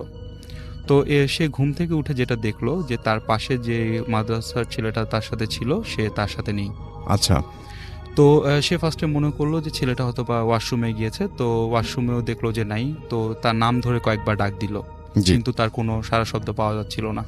পুরো ফ্ল্যাটটা মানে কোনো সাউন্ড নেই, সে একা বসে আছে। তো সেই ব্যাপারটা ভয়ে পাওয়া শুরু করলো সে তখন। তো তারপরে কিছুক্ষণ পরে যে সিঁড়ির কথা বললাম, যে বাসার ভিতর দিয়ে একটা সিঁড়ি ছিল যে উপরে যাওয়া যেত, সেই সিঁড়ি থেকে একটা ব্যাঙ নেমে আসলো। তো কিছুক্ষণ পরে দেখলো পুরো ফ্লোরটা ব্যাঙে ভরে গেছে এবং সাউন্ড করা শুরু করলো ব্যাঙগুলো। তো এই জিনিসটা দেখে হুজুর ভয় পেয়ে গেল, কিন্তু সে দোতলায় যেতে সাহস পাচ্ছিল না। আচ্ছা। তারপরে সে কোনো মতে সাহস জুগিয়ে সে দোতলায় গেল, কারণ ওই ছেলেটাকে তো তাকে খুঁজতে হবে, সে কোথায় গেল। পরে সে উপরে গেল, উপরে গিয়ে দেখে তার সাথে যে ছিল সে দোতলার ফ্লোরে শুয়ে ঘুমাচ্ছে। তো তার সামনে গিয়ে তাকে ডাকা শুরু করলো, কিন্তু সে উঠছিল না। আচ্ছা। কিছুক্ষণ পরে সে যখন উঠলো তার মুখ থেকে একটা সাউন্ড, যে প্রথম সাউন্ডটা সে করেছিল, ব্যাঙগুলো যে সাউন্ডটা করে নর্মালি সেম ওই সাউন্ডটা করে সে ঘুম থেকে মানে উঠলো। আচ্ছা। তো এই জিনিসটা দেখে সে ভয় পেয়ে দোতলা থেকে দৌড় দিয়ে নিচে নেমে আসলো। নিচে এসে দেখে কোনো ব্যাঙই সেখানে নেই। সে বিছানায় বসে দৌড় পড়া শুরু করলো। কিছুক্ষণ পরে উপর থেকে তার সাথে যে লোক সে নেমে আসলো। নেমে এসে তো হুজুর তাকে দেখে ভয় পাচ্ছিল তখন, যে সে কি আসলে কি এখন সে নর্মাল আছে নাকি সে কি অবস্থা তার। পরে সে নর্মালভাবেই কথাবার্তা বলা শুরু করলো যে হুজুর আমি উপরে গেলাম কিভাবে। হুজুর তখন জিজ্ঞেস করলো এই কথা তো আমি তোমাকে জিজ্ঞেস করবো, তুমি উপরে গেলে কিভাবে, আমি টেরও পেলাম না তুমি চলে গেলে উপরে। বললো যে না আমি নিজেও জানি না আমি কিভাবে গিয়েছি। তো এই ব্যাপারটা বলার পরে হুজুর বললো যে এই বাসাটায় প্রবলেম আছে। পরে দুজনই দোয়াদুর পড়া শুরু করলো। আচ্ছা। তো ওই দিন রাতের বেলা আর কোনো কিছু হয়নি আল্লাহর রহমতে। তো কিছুক্ষণ পরে ফজরের আজান দিল, দুজনে একসাথে ওই বাসায় আবার নামাজ পড়লো। নামাজ পড়ে সকালবেলা ওই বাড়ির মালিককে বলল যে এই বাসাটা আসলেই ভালো না, বা এই এলাকার মানুষ ঠিকই বলে এই বাসাটাকে আপনারা রেখেন না, এটাকে হয় ভেঙে ফেলেন বা অন্য কিছু করেন বা এইভাবে রেখেন না বাসাটাকে। আচ্ছা। তারপরে রাসেল ভাই আমি যতটুকু শুনেছি বাসাটাকে তারা ভেঙে ফেলে এখান থেকে। এটা ছিল আমার ঘটনা রাসেল ভাই। Thank you so much. আপনার ঘটনার জন্য আপনাকে অনেক ধন্যবাদ এবং আশা করছি যে আপনাদের এই ঘটনাটি ভালো লেগেছে। এবং এখন আমি যেটা করব সেটা হচ্ছে আরও একবার আমরা চলে যাচ্ছি একটা ঘটনায় এবং সেই ঘটনার পরে আবারও ফিরে আসবো। আমাদের সাথে থাকুন। নমস্কার রাসেল ভাই, আমার নাম রাহুল, আমার বাড়ি কলকাতার টালিগঞ্জ। আমি আপনার এই প্রোগ্রামটি অনেক বছর হলো শুনি, ইনফ্যাক্ট প্রথম থেকেই শুনছি এবং আমার এটা অত্যন্ত প্রিয় প্রোগ্রাম। আশা করি আপনি ভালো আছেন, আপনি সর্বদা ভালো দলেই থাকেন। তো প্রথমে কয়েকটা জিনিস আমি বললি যে আমি ভূত এফএম অনেকবার শুনেছি যে অনেকের লাইফে প্রচুর আফসোস, তারা কোনো ভুতুরে ঘটনা তাদের নিজেদের লাইফে ফেস করেননি। কিন্তু সত্যি কথা বলতে গেলে যেদিন তারা নিজেরা ফেস করবে তাদের এক্সপিরিয়েন্সটা খুব একটা ভালো হবে না। যাকে কথা না বাড়িয়ে আমি আমার ইনসিডেন্টে যাই। আমি বাই প্রফেশন একজন সফটওয়্যার ইঞ্জিনিয়ার, আর সেটা ছাড়াও আমার একটা সাইড প্রফেশন আছে, আমি ফ্যাশন ফটোগ্রাফি করি এবং এই ফ্যাশন ফটোগ্রাফি সূত্রে আমাকে অনেক জায়গাতে যেতেও হয় এবং এর মধ্যে দিয়ে একদিন আমার লাইফে একটা ইনসিডেন্ট ঘটে। ঘটনাটা এইভাবে শুরু হয়। আমার একজন ফ্রেন্ড আছে, ফ্রেন্ডের নাম হচ্ছে রনি। তো এই ছেলেটি আমাদের এখানে একটি জায়গা আছে, জায়গাটার নাম হচ্ছে নিউ আলিপুরের এখানে রনির বিশাল একটা বাড়ি আছে। তো একদিন হঠাৎই রনি এসে আমাকে বলে যে তুই ফ্যাশন ফটোগ্রাফির জন্য আমার ফ্ল্যাটটা ইউজ করতে পারিস। তো প্রথমে একটু ফ্ল্যাটের ডেসক্রিপশনটা দিই, যেটা আমি গিয়ে প্রথমে দেখি। রনির ফ্ল্যাটটি হচ্ছে বিশাল বড় ফ্ল্যাট, 2000 স্কোয়ার ফিটের ফ্ল্যাট, বিশাল বড় এবং একটা কমপ্লেক্স ঠিক না, ও ফ্ল্যাটটা একটা স্ট্যান্ড অ্যালোন ফ্ল্যাট এবং ফ্ল্যাটটি হচ্ছে 9th ফ্লোর। ওদের ফ্ল্যাটটি ছিল টপ ফ্লোরে, ওপরেই ছাদ। তো আমি একদিন শ্যুটের প্ল্যান করি, আমি মডেলকে সঙ্গে নিই, মেকআপ আর্টিস্ট, স্টাইলিস্ট সবাইকে সঙ্গে নিয়ে, লাইট সেট আপ সব সঙ্গে নিয়ে আমি রনির ফ্ল্যাটে যাই এবং রনির ফ্ল্যাটে যে লকিং সিস্টেমটা ছিল, লকিং সিস্টেম নর্মাল লক নয়, ওদের ছিল হচ্ছে নাম্বার দিয়ে, দেখবেন একটা নাম্বার লকিং সিস্টেম হয়। তো ওদের মেইন দরজায় একটা নাম্বার ছিল, সেই নাম্বার কম্বিনেশনে লক হতো। তো রনিদের ফ্ল্যাটে ঢুকে আমি দেখি বিশাল ফ্ল্যাট, একটা বড় ড্রয়িং রুম এবং ড্রয়িং রুমেতে একটা মাছের অ্যাকোয়ারিয়াম রাখা বড়। তো আস্তে আস্তে লাইট ফাইট সেট আপ হয় এবং আমি আমার শ্যুটটা শুরু করি। শ্যুট শুরু করার পর আমাদের শ্যুটের প্রথম যে সিকোয়েন্সটা মানে যে সিনটা হয় সেটা হয় ড্রয়িং রুমে মোটামুটি light fight set up ready, model pose নিয়ে দাঁড়িয়ে আছে। আমি শ্যুট করার সময়তে যেই ডিএসএলআরে চোখটা দিয়ে দেখতে যাব, এবার ডিএসএলআরে যে ক্রস ফাইন্ডার মানে যেখানে চোখ রেখে ছবি ওঠানো হয়, সেখানে আমি একটা চোখ রেখেছি আর একটা চোখ আমার বন্ধ, বাঁ চোখ দিয়ে আমি ক্রস ফাইন্ডারের ভেতর দিয়ে দেখছি। বিশ্বাস করবেন না রাসেল ভাই, আমার এখনো বলতে গেলে গা শিউরে ওঠে। আমি স্পষ্ট দেখলাম ক্রস ফাইন্ডার দিয়ে যে ডান দিক দিয়ে বাঁ দিক, এটা কিন্তু আমি যেটা দেখছি আমি ক্রস ফাইন্ডারের ভেতর দিয়ে দেখছি, আমি ডিএসএলআর ক্যামেরার ভেতর দিয়ে দেখছি। ডান দিক দিয়ে বাঁ দিকে যদি প্রচণ্ড জোরে একটা শ্যাডোর মতন কোনো কিছু দৌড়ে যায়, আমি ফিগারটাকে লক্ষ্য করতে পারিনি, জাস্ট ফিল করলাম একটা কোনো জিনিস ডান দিক থেকে বাঁ দিকে ছুটে গেল।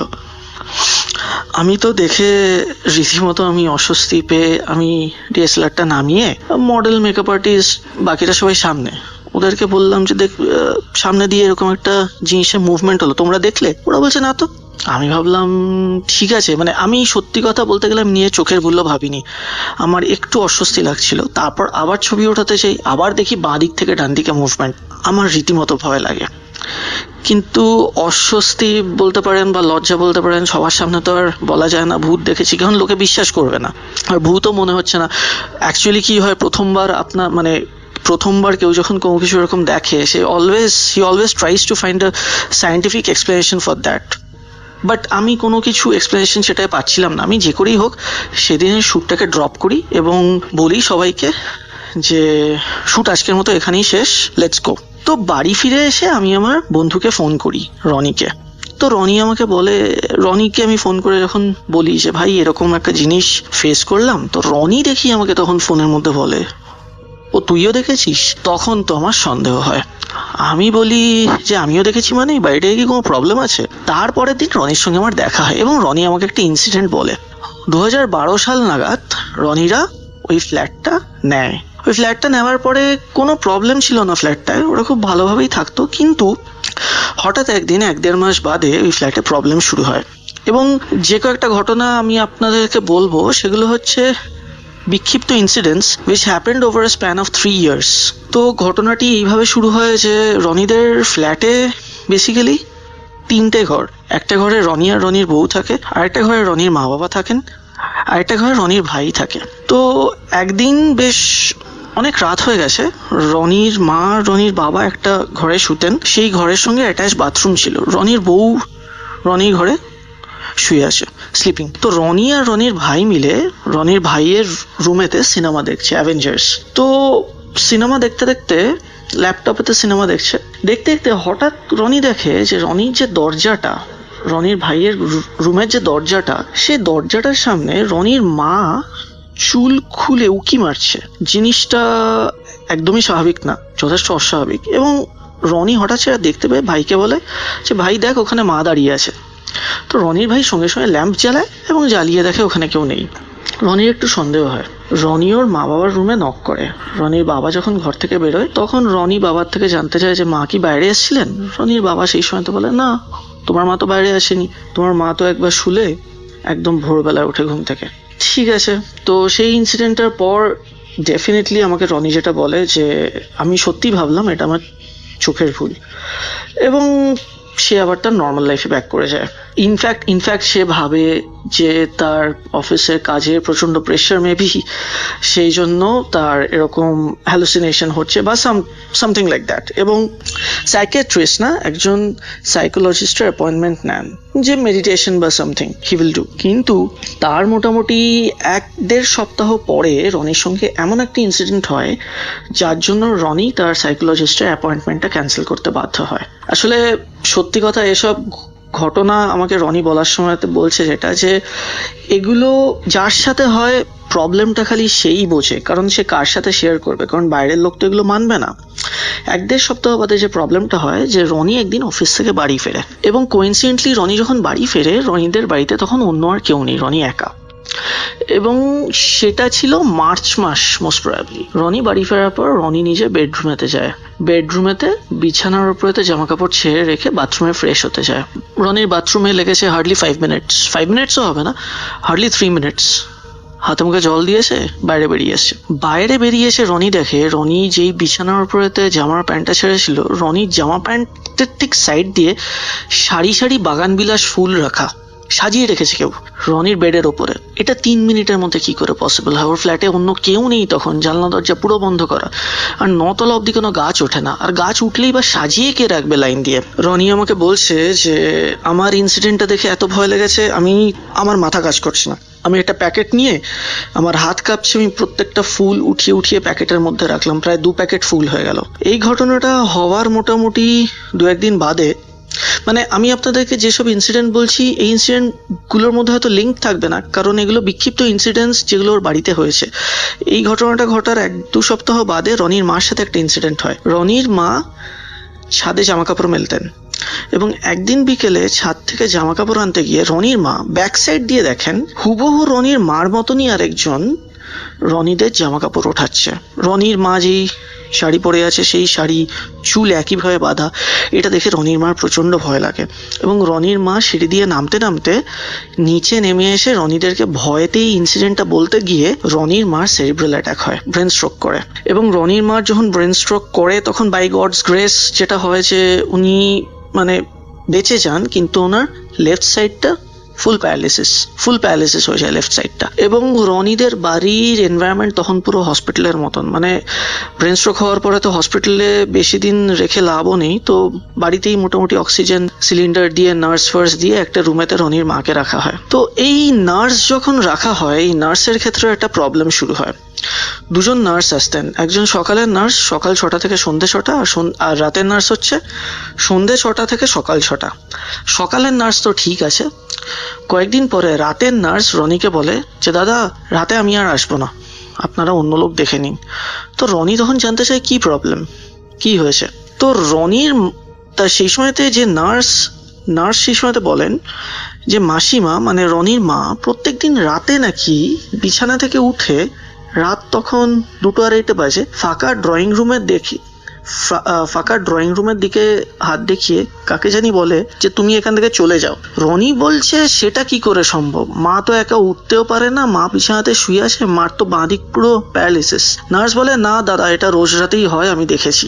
তো কোনোভাবে নার্সকে মানিয়ে ওরা রাখে, কিন্তু পরের দিন রাতে নার্সের সঙ্গে যে ইনসিডেন্টটা হয় তারপর নার্স সত্যি ছেড়ে দেয়। তো রনি নার্সকে ফোন লাগায়, নার্স বলে যে আগের দিন রাতে, মানে নার্স অ্যাকচুয়ালি রনির মার রুমেতে সাইডে একটা সোফা ছিল, ওখানে বালিশ নিয়ে রাতে শুতেন। তো নার্স বলে যে রাতে দাদা আমি রাতে শুয়ে আছি, আমার মাথা থেকে বালিশটা ধরে কে টানে এবং এত জোরে টান মেরেছে যে আমার ঘুম ভেঙে গেছে। এবং ঘুম ভাঙার সঙ্গে সঙ্গে আমি শুনছি যে কোনো বাচ্চার যদি হাসির শব্দ হয় এবং কোনো বাচ্চা যদি সেই ঘর থেকে দৌড়ে সামনের ঘরে যায়, যেরকম পায়ের শব্দ আর হাসির শব্দ হবে সেরকম একটা শব্দ। তা এটা শুনে ইতিমধ্যে রনিদের বাড়ির লোকজন ফুল ইনসিডেন্ট শুনেছে, রনির মার সাথে কি হয়েছে, রনির সাথে নার্সের সাথে, এবং বাড়ির সবাই রীতিমতো ভয় পেয়ে আছে।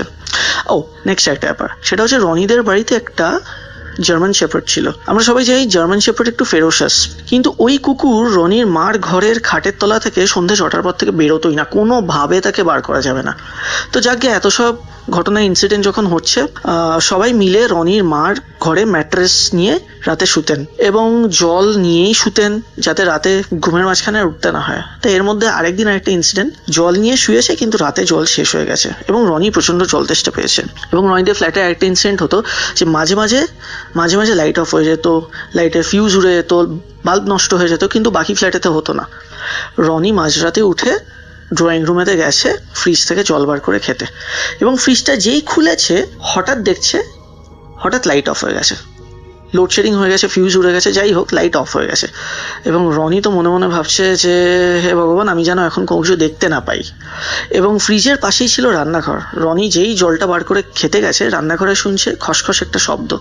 সব রান্নাঘরেই একটা বালতি থাকে যেখানে ময়লা ফেলার জায়গা থাকে, এবং চাঁদের আলোয় রনি বাঁদিক ফিরে দেখছে এমন কেউ বসে আছে, মুখটা ওই ময়লার বালতির ভেতরে করে। রনির তো দেখে হাত থেকে জলের বোতল সোজা মাটিতে পড়ে গেছে এবং সঙ্গে সঙ্গে লাইট এসে গেছে এবং দেখছে ওদিকে আর কেউ নেই, কিন্তু রান্নাঘরের ভেতরে ঢুকে বালতিটার আশেপাশে দেখে ময়লা টয়লা ছড়িয়ে পড়ে আছে। সেটার মানে এটা যে তার মানে ওখানে কেউ ছিল। এরকম ইনসিডেন্ট হয়েছে 1-2 বছর ধরে। ইন দ্য মিন টাইম ওখানে একটা চার্চ মতন ছিল, চার্চের ফাদারকে ওরা নিয়েও এসেছিলেন, কিন্তু কেউ আর সাহস করে ওপরে ওঠে না। তার মধ্যে আরেকদিন আরেকটা ইনসিডেন্ট, আমার ইনসিডেন্টটা অনেকটা বড় হয়ে যাচ্ছে। আরেকদিন একটা ইনসিডেন্ট হচ্ছে, রনি একদিন যখন অফিস যাচ্ছে, রনিদের বাড়ির উল্টো দিকে একটা দোকান ছিল, সেই দোকানদার রনিকে ডেকেছে, বলছে দাদা আপনারা যখন বাড়িতে থাকেন না আপনারা হয়তো দেখেন না আপনাদের বাড়ির বাচ্চা মেয়েটা না আপনাদের রেলিং দিয়ে হাঁটে। রনি বলছে আমার হাত পা তো ঠান্ডা, আমি লোকটাকে বলিনি, কিন্তু মনে মনে ভাবছি আমার বাড়িতে তো কোনো বাচ্চা মেয়েই নেই। তো এরকম ঘটনা অনেক দিন হয়েছিল। তারপর ওরা ফ্ল্যাটটা ছেড়ে দেয়, কিন্তু ফ্ল্যাটটা ছাড়ার ঠিক আগের দিন রাতে আর একটা ইনসিডেন্ট হয়। হয়তো সবকটা ইনসিডেন্ট আমি মনে করে বলতেও পারলাম না, যে ওরা মুভার্স অ্যান্ড প্যাকার্সকে দিয়ে ফার্নিচার যখন ওদের অন্য জায়গাতে পাঠিয়ে দিয়েছে, লাস্ট রাতটা রনি আর রনির বউকে ওই ফ্ল্যাটেতে থাকতে হয়েছিল। এবং রনি ল্যাপটপ নিয়েও ড্রয়িং রুমেতে অফিসের কোনো কাজ করছে, এবং রনির বউ হঠাৎ এসে রনিকে বলে যে একটু তোর মোবাইলটা দাও, আমি একটু গেমস খেলবো। রনি মোবাইলটা দেয় এবং অফিসের কাজ করতে করতে রনির মনে নেই রাত 1টা বেজে যায়। রনির বেডরুমেতে রনি যায়, আর রনিদের ফ্ল্যাটে কিন্তু তখন আর কেউ নেই। রনির মা থেকে শুরু করে সবাইকে রনি অন্য জায়গাতে শিফট করিয়ে দিয়েছে। রনি বেডরুমেতে গিয়ে দেখে রনির বউ ফাস্ট স্লিপ ঘুমোচ্ছে এবং মোবাইলটা সাইডে রাখা, এবং রনি হাতে মোবাইলটা নিয়ে শুতে শুতে মোবাইলটা ঘাঁটতে থাকে। মোবাইলে একটা যে গেমসটা খেলছিলেন ওর বউ, সেই গেমসের উইন্ডোটা ওপেন করা, ওটাকে বন্ধ করে রনি হঠাৎ করে গ্যালারিটা খুলে রনির রক্তহীন হয়ে যায়। রনি দেখে যে রনিদের ঘরে যদি সিলিং থেকে কেউ রনির বউয়ের ছবি তোলে, একসাথে বার্স্টে অনেকগুলো ছবি তোলে, সেরকম 10-12টা ছবি ওঠানো, কিন্তু রনি ফ্ল্যাটে আর কেউ নেই। যাই হোক রাসেল ভাই, রনিরা ফাইনালি ফ্ল্যাটটা ছেড়ে দেয়। ওই ফ্ল্যাটটা এখনো এইভাবে ওখানেই আছে। আমি জানি না আর কেউ ওই ফ্ল্যাটটায় গেছে কিনা, কোনো ভেঞ্চার হয়েছে কিনা, কিন্তু in the meantime Roni আমাকে এসে বলে শ্যুট করতে যেতে, এবং শ্যুট করতে গিয়েই ফার্স্ট ওই ইনসিডেন্টটা ফেস করি, এবং তারপর রনির থেকে এত বড় একটা ইনসিডেন্ট জানতে পারি। তো ওই রিয়েল এস্টেট গ্রুপ যারা ওই ফ্ল্যাটটা বানিয়েছিলেন, ওদেরকে গিয়ে অনেকবার এগুলো নিয়ে বলা হয়েছে, কিন্তু ওরা মানতে অস্বীকার করে। তো যাকগে রাসেল ভাই, এটাই আমার ইনসিডেন্ট ছিল। ভালো লাগলে প্লিজ শেয়ার করবেন।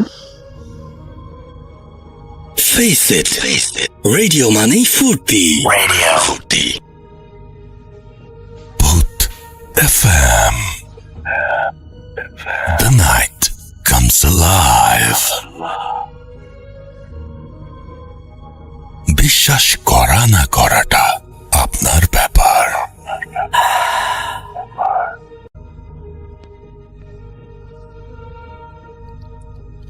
ওয়েলকাম ব্যাক, শুনছেন রেডিও ফুর্তি এফএম। ঘড়িতে সময় 1:16। একটু একটা অডিও ক্লিপ শুনলাম আমরা, এবং আশা করছি আপনাদের ভালো লেগেছে। এবং এখন যেটা করব, সরাসরি চলে যাব আরও একটা ঘটনায়, এবং এই ঘটনাটি অবশ্যই আমাদের কাছে একজন পাঠিয়েছেন ইমেইল করে, এবং সেই ইমেইলটাই আমি তার মতো করে পড়ার চেষ্টা করছি। আশা করছি আপনাদের ভালো লাগবে। তো লিখছেন, সালাম নিবেন রাসেল ভাই, আশা করি ভালোই আছেন। আমি মোহাম্মদ সারোয়ার চৌধুরী, নর্থ সাউথ ইউনিভার্সিটির 5th সেমিস্টার বিবিএ ডিপার্টমেন্টে পড়াশোনা করছি। আমার জীবনে ভুতুড়ে ঘটনার সংখ্যা বলতে গেলে অনেকই রয়েছে, একে একে ভবিষ্যতে পাঠিয়ে দেব সময় পেলেই। গত কয়েক মাস ধরে পরিকল্পনা করে রেখেছিলাম, শুধু লেখা হয়ে ওঠেনি, তবে আজকে ভাবলাম লিখেই ফেলি। আর স্টুডিওতে যে আমার বলা হয়ে উঠবে না, নানা কারণে ব্যস্ত থাকি, ভালো লাগলে আপনি পড়ে শোনাবেন। আমার ছোট মা, বোন ও 2 ভাই খুলনা শহরে থাকে। খুলনার একটি আবাসিক এলাকায়, নাম না বললে কৃতজ্ঞ থাকব। বেশ সুন্দর এবং মনোরম পরিবেশ। রাত 9টার পর মানুষ দেখা যায় না বললেই চলে।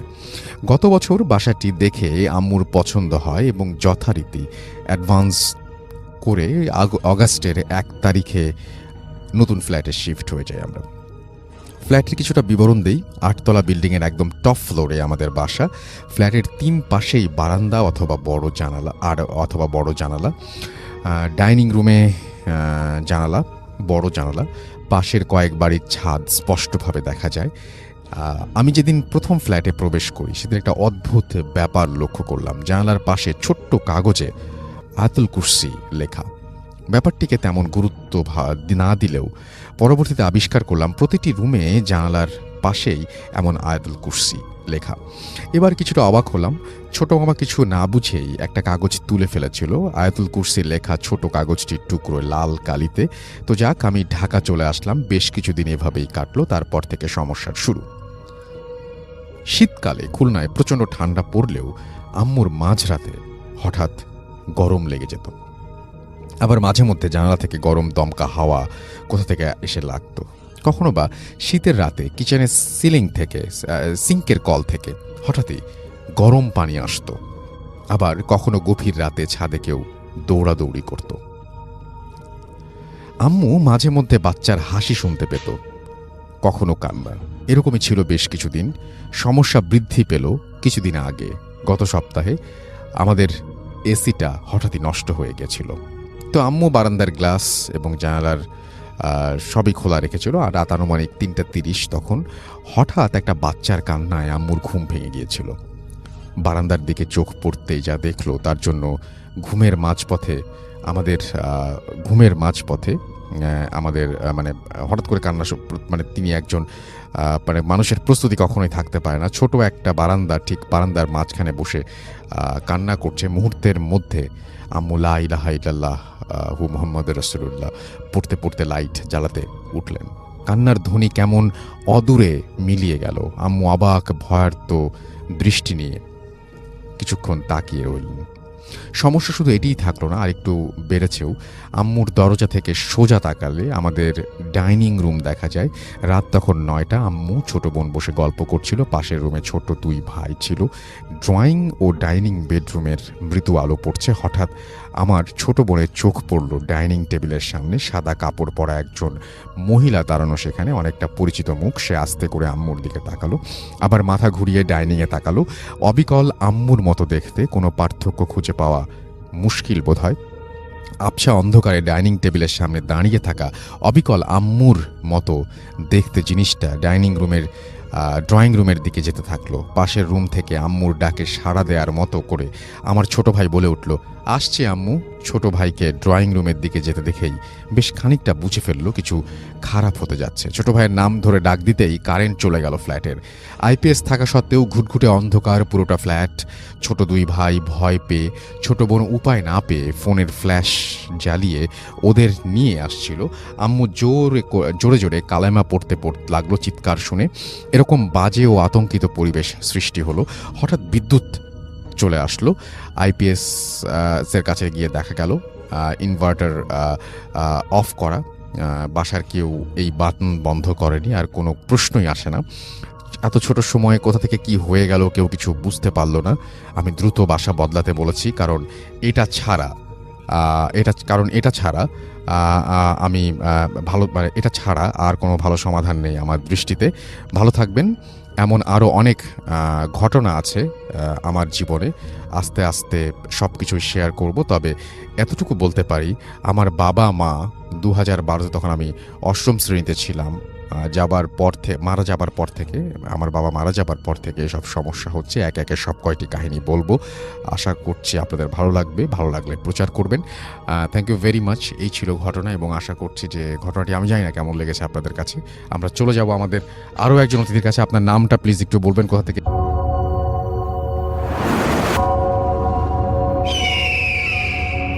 Welcome back.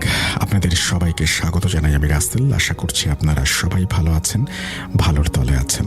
আমিও ভালো আছি আর ভালোর তলে আছি। চলে যাব আরও একটি ঘটনায়। যদি ভালো লাগে সাথে থাকবেন। আজকে আমি শুরুতে যে ঘটনাটা শেয়ার করব, এটা বেশ ভালো লেগেছে ঘটনাটা আমার। এটা ঢাকা শহরের কোনো একটা বাড়িতে ঘটে যাওয়া একটা ঘটনা, বেশ ভয়ানক একটা ঘটনা, যেটা গত বছরের শেষের দিকে ঘটেছিল। যিনি ঘটনাটা পাঠিয়েছেন তিনি ওনার নাম বলতে মানা করেছে দেখে আমি তার নাম নিচ্ছি না, এবং যার যার সাথে ঘটনাটা ঘটে তাদের নামও বলতে মানা করেছে দেখে আমি ছদ্মনাম ব্যবহার করব। তো আমি সেই এলাকার নামও নিচ্ছি না, এটা খুব পরিচিত একটা এলাকা। তো সেখানে একটা দম্পতি আসে গত বছর, বাসায় উঠেন এবং ওনাদের সাথে সমস্যাটা ঘটে। তো ঘটনায় চলে যাচ্ছি আমি।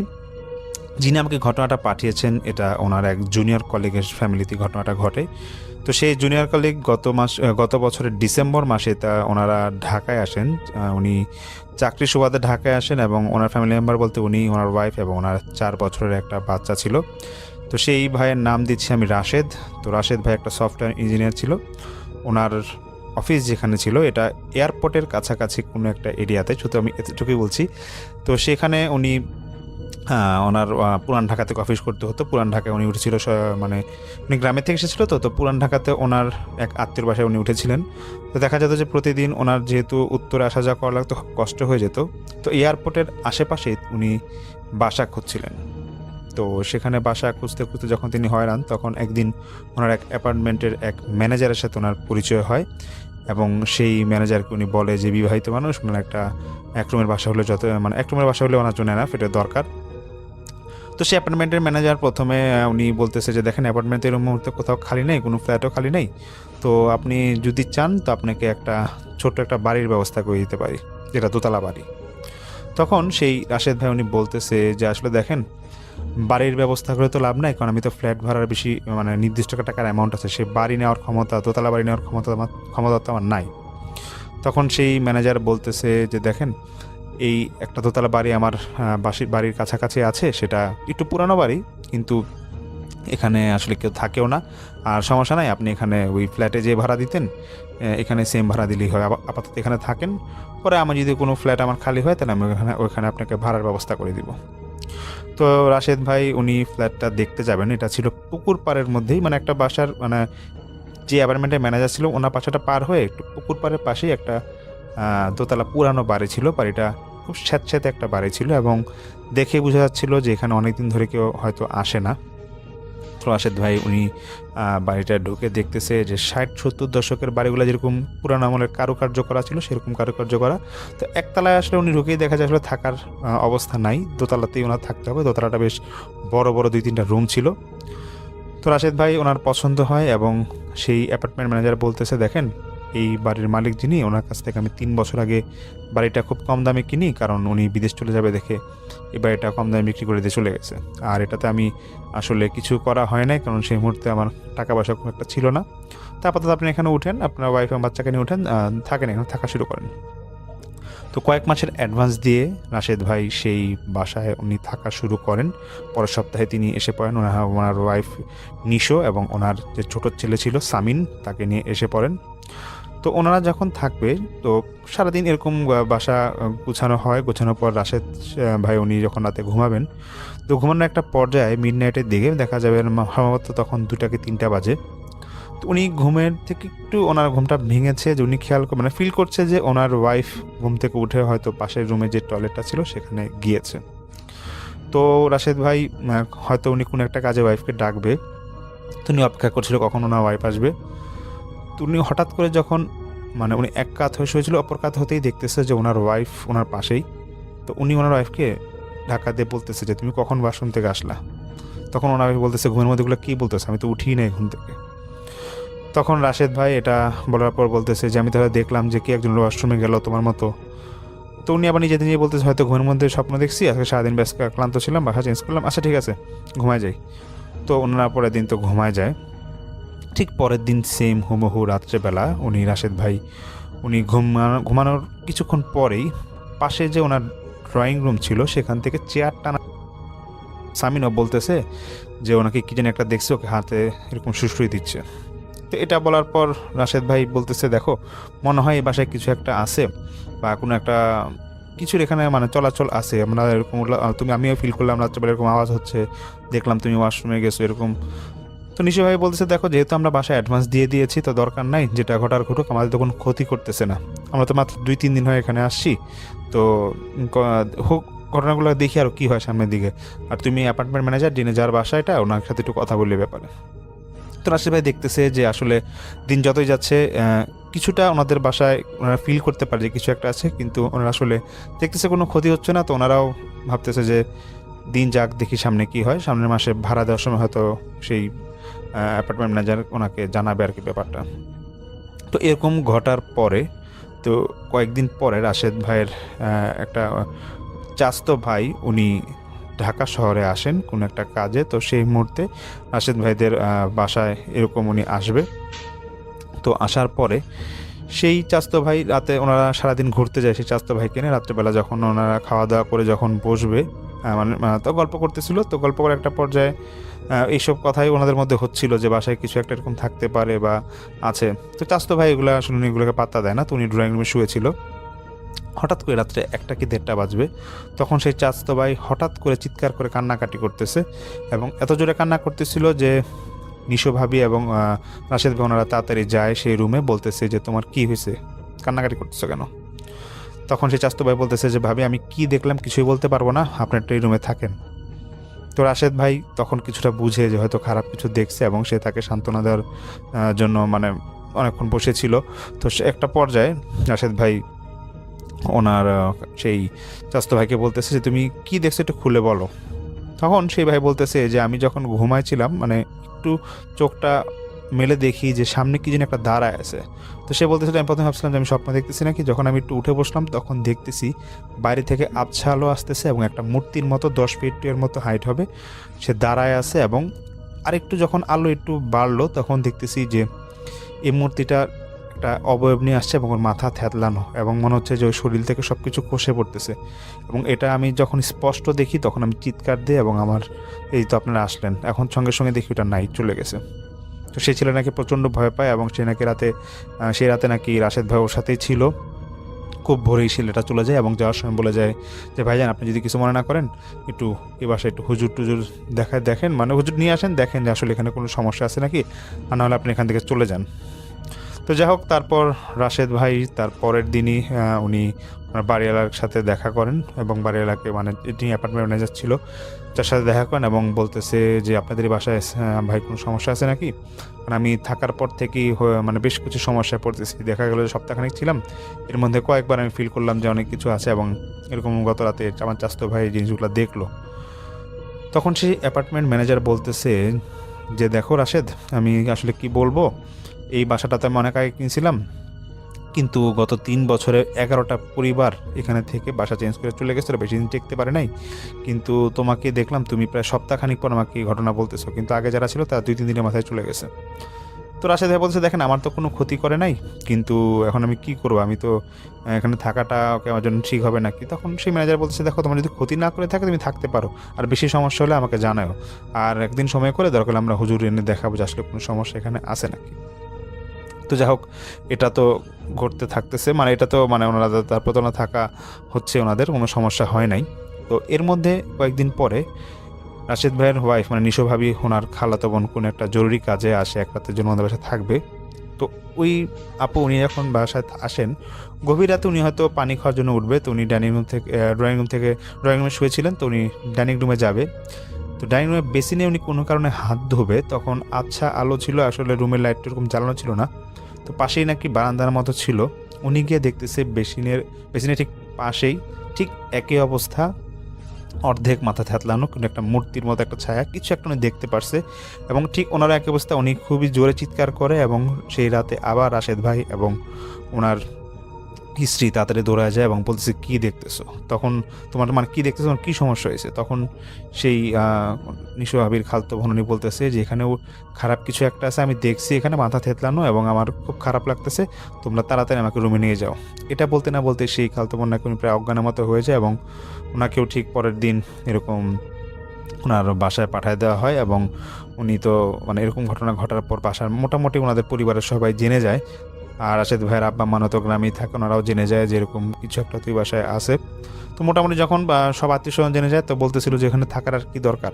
আর রাশেদ ভাই এখানে একটু উনি সমস্যা পড়ে গেছিলো যে উনি তো কিছু দিনের জন্য অ্যাডভান্স দিয়ে দিয়েছিল এই বাসার। তো যাই হোক, রাশেদ ভাই এখন ঠিক করে ফেলে যে উনি হুজুর আনবেন কয়েকদিনের মধ্যে। তো এগুলো নিয়েই ওনার যখন মানে দিন যাচ্ছিল, ঠিক তার কয়েকদিন পরে রাশেদ ভাই উনি অফিসে, তখন বিকেলে ওনার কাছে একটা ফোন আসে। তো ফোন আসার পরে ফোনের ওপার থেকে ওনার ওয়াইফ নিশো ভাবি খুব কান্নাকাটি করতেছিল এবং চিৎকার করতেছিল এবং বলতেছে তুমি তাড়াতাড়ি বাসায় আসো, বাসায় খুব সমস্যা হয়েছে। তখন রাশেদ ভাই উনি বাসায় যখন কাছাকাছি যায়, গিয়ে দেখতেছে বাসার ওখানে পুলিশ ভরা, মানে পুরা ঘর ভর্তি পুলিশ। তো পুলিশ থাকার পর উনি দেখতেছে ড্রয়িং রুমের মধ্যে সোফায় ওনার ওয়াইফ এবং ওনার ছোট বাচ্চা সামিন ওরা বসে আছে এবং কাঁদতেছে। এবং রাশেদ ভাই আসার পর খুব জড়ায় ধরে খুব কান্নাকাটি শুরু করে ওনার ওয়াইফ। তো পুলিশ অফিসার বলতেছে যে হ্যাঁ রাশেদ সাহেব, আপনার ওয়াইফকে শান্ত করেন, এরকম হইতেই পারে, আত্মরক্ষার জন্য এরকম করছে, এটা স্বাভাবিক, এটা হইতেই পারে, ওনাকে টেনশন করতে মানা করেন, সব সমস্যার সমাধান আমরা করতেছি। আর পুলিশ বলতেছে যে আসলে আপনার বাসায় চোর ঢুকছিল, চোরটা সম্ভবত নেশা করতেছিল এবং চোরটাকে আপনার বউ এমনভাবে মারছে যে ওর এখন প্রায় মৃতপ্রায় একটা অবস্থায় আছে। তো সমস্যা নেই, আমরা দেখতেছি, ওকে হসপিটাল নিয়ে গেছি, টেনশন করবেন না। তো রাশেদ ভাই একটু চিন্তায় পড়ে যায়, উনি বলতেছে যে আমি এত বছর বিয়ে হইলো, যেখানে আমার বউ একটা তেলাপোকা পর্যন্ত ভয় পায়, সে তো এরকম নেশাকর চোরকে মারবে, তা আদমারা করে ফেলবে, এটা তো হওয়ার কথা না। তো যাই হোক, পুলিশ চলে গেছে। চলে যাওয়ার পর রাশেদ ভাই ওনার ওয়াইফকে সান্ত্বনা দিচ্ছিল। পরে রাতে যখন সব কিছু স্বাভাবিক হয় তখন নিশো ভাবি রাশেদ ভাইকে জানায় যে দেখো, দুপুরের পর আমি খাওয়া দাওয়ার পর যখন তোমার ছেলেকে শুয়েছিলাম, তখন হঠাৎ করে পাশের রুম থেকে একটা আওয়াজ পাই যে কিছু একটা হয়তো পড়ে গেছে। তো দরজা ভাঙার এরকম অনেকটা দরজা ভাঙার মতো একটা আওয়াজ। তো তখন নিশো ভাই বলতেছে যে আমি পাশের রুমে গিয়ে দেখতেছি যে মুখোশ পরা একটা লোক ছুরি নিয়ে ঘরে ঢুকছে এবং কিছুক্ষণের মধ্যে দেখলাম যে আমাদের যে ঘরটা একটু মানে একটা ঘর না ওনাদের ছিল যে একটু মানে দিনের বেলা একটু অন্ধকার অন্ধকার ছিল। তো সেই ঘরে উনি দেখতেছে চোরটা যখন ওই ঘরে ঢুকবে তখন উনি নিশ্চয়ভাবে খেয়াল করে যে 10 ফুট উচ্চতার একটা মূর্তি, যেটা খুব বীভৎস চেহারা ছিল, যেটা হালকা আলোতে বোঝা যাচ্ছিল। আবার ঠিক সেম ওনাদের যে আগে দুজন আত্মীয় এসে বলছিল যে মাথার এক পাশ থ্যাতলানো, ঠিক সেম এরকম থ্যাতলানো, যে ওই চোরটাকে জোরে ২-৩ বার আছাড় মারতেছিল। এবং শেষবার যখন আছাড় মারে তখন চোরটা একবার বেসিনের মধ্যে বাড়ি খেয়ে তার মাথা দিয়ে রক্ত পড়তেছিল। এবং সেই নিশিভাবে এগুলো দেখার পর ভয়ে তিনি 999 পুলিশকে ফোন দেন এবং সবকিছু জানান। তখন পুলিশ আসে এবং আসার পর পুলিশ দেখে এই অবস্থা এবং পুলিশ বুঝে যায় যে এটা দেখে যে এটা চোর। এবং ওটার বাসার মানে কোনো অংশ মানে কাটা ছিল, মানে ওই অনেক সময় হয় না যে বারান্দার রড ভেঙে আসছে, তো পুলিশ তখনই বুঝেছে এই কারণে যে হয়তো এটা চোর ছিল। তো যাই হোক, এটা বলার পর তো রাশেদ সাহেব এখন ঠিক তার পরের দিনই উনি ওনার স্ত্রীকে এবং ওনার ছেলেকে আত্মীয়ের বাসায় পাঠায় দেয়, যে আত্মীয় ওনার পুরান ঢাকায় ছিল, এবং বাড়ির ম্যানেজারকে ডাকে। ম্যানেজারকে এবার উনি সিদ্ধান্ত নেয় যে আজকে হুজুর আনবে, এবং উনি হুজুর আনে রাশেদ ভাই সেই ম্যানেজারের মাধ্যমে। তা আনার পর হুজুর এসে রাশেদ ভাই সহ সে অ্যাপার্টমেন্ট ম্যানেজার সহ ওনারা বাসার চারপাশে পানি ছিটায় দেয় এবং পরা পানি ছিটায় দেয়। এবং কিছুক্ষণ পর হুজুর বের হয়ে আসার পর সেই রাশেদ ভাই এবং ওনার যে সে বাড়ির মালিক ছিল ওনাদেরকে বলতেছে, দেখেন এই বাসায় কারিন আছে এবং অন্যান্য জিনের অস্তিত্ব থাকতে পারে। যত দ্রুত সম্ভব আপনি একজন আলেম আনেন, আর যদি আলেমটা না আনতে পারেন তাহলে কিন্তু এখানে খুব সমস্যা হবে। কারণ এখানে যে রাশেদ সাহেবের সন্তান আছে, ওনাকে সম্ভবত কোনো একটা জিন ওর উপর মাঝে মাঝে ভর করে, তো ছেলেটার খুব ক্ষতি হবে। দ্রুত পারলে আপনারা এখানে আলেম আনার ব্যবস্থা করেন। তো তখন সেই রাশেদ ভাই ভাবে যে ওনার বাড়িতে যেখানে ওনার থাকেন, ওনার স্থায়ী বাড়ি যেখানে গ্রামের বাড়ি, ওখানে এক বড় আলেম আছে ওনাদের পরিচিত। তো সেই আলেমকে খবর দেয় এবং সেই আলেম উনি আসেন এবং তখন রাশেদ ভাইয়ের স্ত্রী এবং ওনার সন্তান ওনারাও আসেন। তা আসার পরে রাশেদ ভাই সেই হুজুরকে সবকিছু জানায় এবং হুজুরও পুরোটা বাড়ি আবার উনি যে আলেম পুরোটা বাড়ি আবার উনি ঘুরে ফিরে দেখার পরে সে বলতেছে যে দেখো, আসলে একটা সত্য কথা বলছে আগে যারা হুজুর আসছিল, যে এখানে কারিনের আসক্তি রয়েছে এবং তোমার সন্তানকে রুকাইয়া করে এরপর কারিনকে বশে আনতে হবে, না হয় তোমার সন্তান খুব ক্ষতি হবে।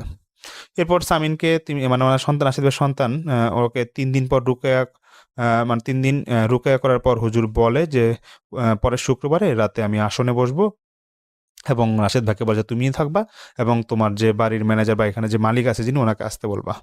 তো তারপর হুজুর শুক্রবার আসে, আরও 2 জনকে হুজুরকে নিয়ে আসে এবং ওনার রাশেদ ভাইয়ের যে ড্রয়িং রুম ছিল এখানে বাতি নিভিয়ে ওনারা মাদুর বিছায় বসেন এবং সাথে তো বাসার সবাই ছিলই। তো অনেক কাজকর্ম এরকম ওদের ব্যক্তিগত হুজুর কিছু কাজকর্ম করেন সেখানে, এবং করার পরে উনি বাড়ির বিভিন্ন জায়গায় ঘুরতে থাকেন এবং উনি ওনার পরা পানি ছিটায়। তো পুরাটা বাড়ি নাকি কিছুক্ষণের মধ্যে নাকি মানে এমন একটা অবস্থা যে চারপাশে মানে চিৎকার হচ্ছিল এবং মনে হচ্ছে যে বাসাটা কেঁপে কেঁপে পড়তেছে।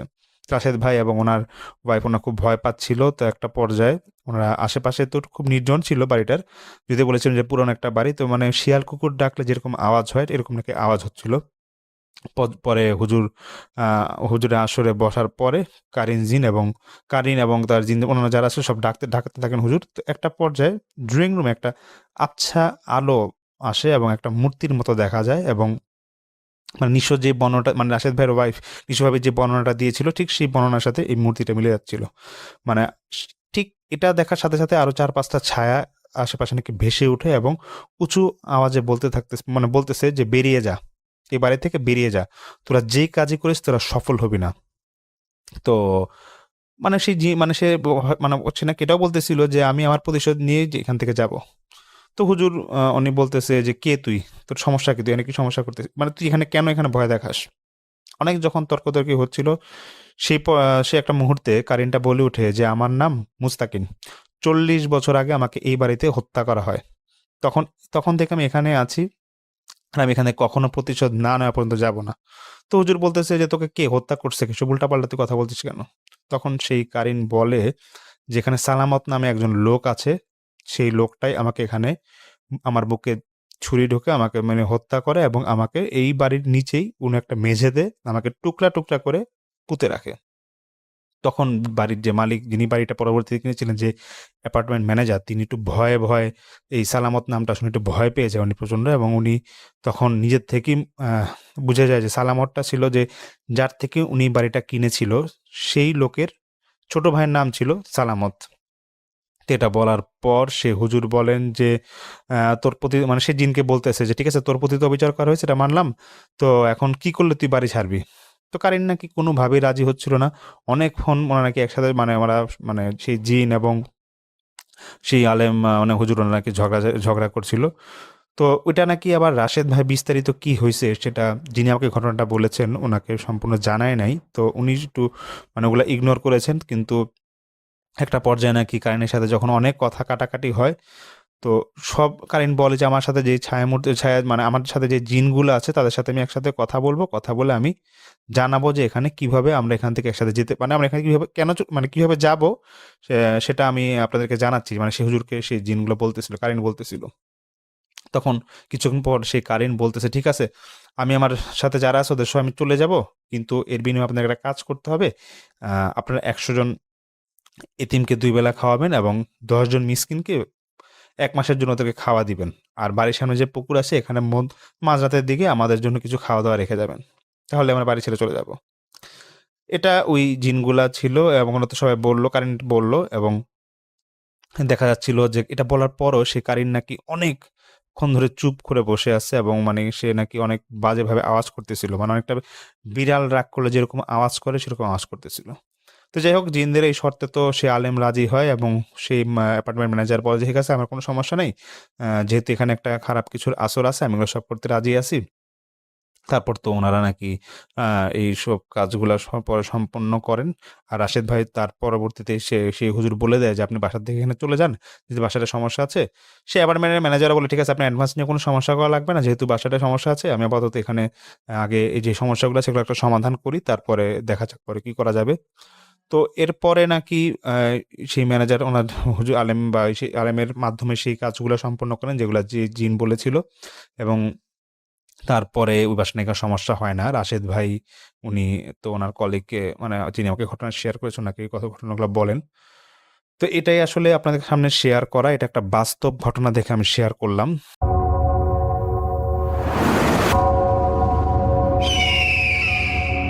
Welcome back.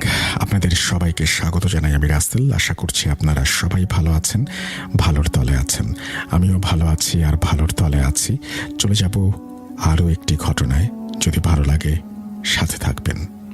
আসসালামু আলাইকুম লিসেনার্স, আমি মাজারুল ইসলাম শাওন।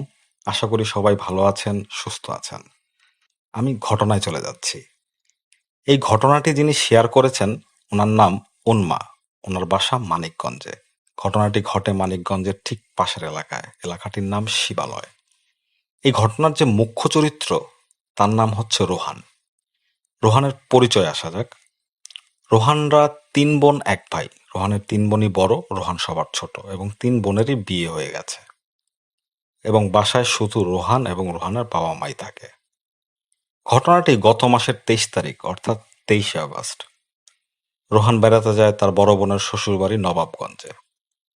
তার বড় বোনের এক দেবর আছে যার নাম মাহিন। সে এবং রোহান সমবয়সী। বলে রাখা ভালো তারা দুজনই এইচএসসি পরীক্ষার্থী। তো যেদিন নবাবগঞ্জ পৌঁছায় রোহান সেদিন রাতের বেলা খাওয়া দাওয়া করার পর তারা দুজনই বিছানায় শুয়ে মোবাইল ঘাটাঘাটি করছিল। হঠাৎ রাত 11:30-12টার দিকে বিকট একটি শব্দ শুনতে পায় রোহান। তখন রোহান মাহিনকে বলে, কিসের শব্দ হইল এটা?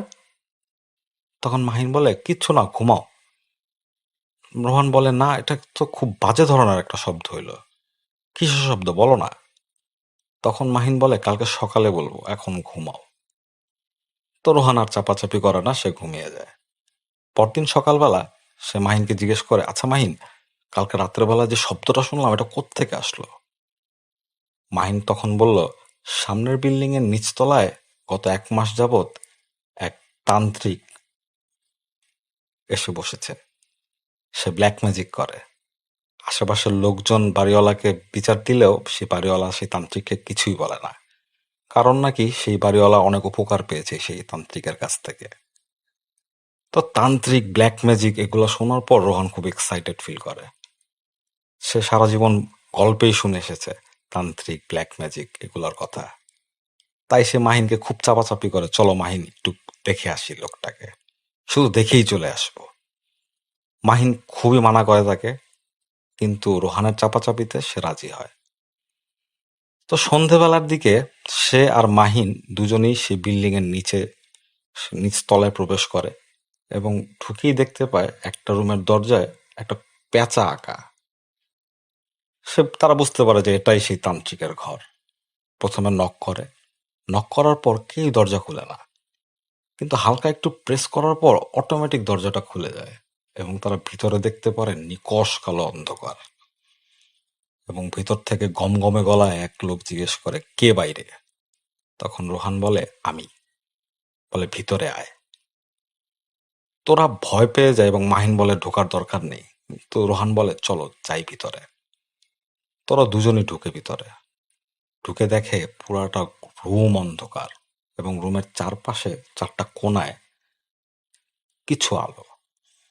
এবং তাদের সামনে যে লোকটা পদ্মাসনে বসে আছে সে কোনো বৃদ্ধ লোক না, সে খুব অল্প বয়সী, 25 থেকে 30 বছর বয়স হবে লোকটার। এবং তার বাম হাতের নিচে একটি কালো বিড়াল, কালো কুচকুচে বিড়াল, অন্ধকারে যার চোখ দুটো জ্বলজ্বল করতেছে। তো সেই লোকটা রোহানকে জিজ্ঞেস করে, কি চাস? রোহান বলে, কিচ্ছু না। কয়, না, কিছু তো অবশ্যই চাস, তা না হলে এসেছিস কেন? যা, বেরিয়ে যা। তো রোহানের হাতে ঘা লাগে। সে বলে, শিখতে চাই। যখন সেই কথা বলে তখন মাহিন তার হাত চেপে ধরে, কি বলিস এগুলা? রোহান বলে, চুপ, আমি কথা বলতেছি। তখন সেই তান্ত্রিক বলে, সাহস আছে? তখন রোহান বলে, অবশ্যই। তখন লোকটা বলে, সামনে বস। তখন রোহান লোকটার সামনে বসে এবং মাহিন পিছনেই দাঁড়িয়ে থাকে। তখন সেই লোকটা রোহানকে জিজ্ঞেস করে, কি শিখতে চাস? তখন রোহান বলে, সব শিখতে চাই, সব। বলে, তুই পারবি? কয়, হ্যাঁ পারবো। বলে, তাহলে 7 দিন এক মনে সাধনা করতে হবে, তাহলেই ধিমার আসবে। আর ধিমার এমন একটা জীব যার কাছে তুই যা চাবি তাই পাবি। ধিমারকে দিয়ে সব কাজ করাতে পারবি। কি রাজি? তখন এই কথা শুনে রোহান খুবই এক্সাইটেড ফিল করে। সে বলে, অবশ্যই। এবং বলে, তান্ত্রিক লোকটা রোহানকে বলে, তো কালকে সন্ধ্যার দিকে 3টা মোরগ নিয়ে চলে আসবি। আগে চিন্তা কর পারবি কিনা। যদি পারিস, মনে সাহস থাকে, তাহলে কালকে সন্ধ্যায় 3টা মোরগ নিয়ে চলে আয়। এখন যা। পরে রোহান এবং মাহিন বেরিয়ে যায় এবং রোহান মাহিনকে অনেক আকুতি মিনতি করে যাতে তার বোনকে এই ঘটনা না বলে। তো মাহিন বলে না। তারা চলে যায় বাসায়। পরের দিন সন্ধ্যাবেলায় রোহান একাই মাহিনকে প্রথমে বলে সঙ্গে যেতে, কিন্তু মাহিন রাজি হয় না। পরে রোহান একাই 3টা মোরগ নিয়ে চলে যায় সেই তান্ত্রিকের ঘরে। তখন সেই তান্ত্রিক বলে, যা, তোর সাহস আছে বোঝা যায়, আয় বয়। তারপর তাকে পাশে বসায়।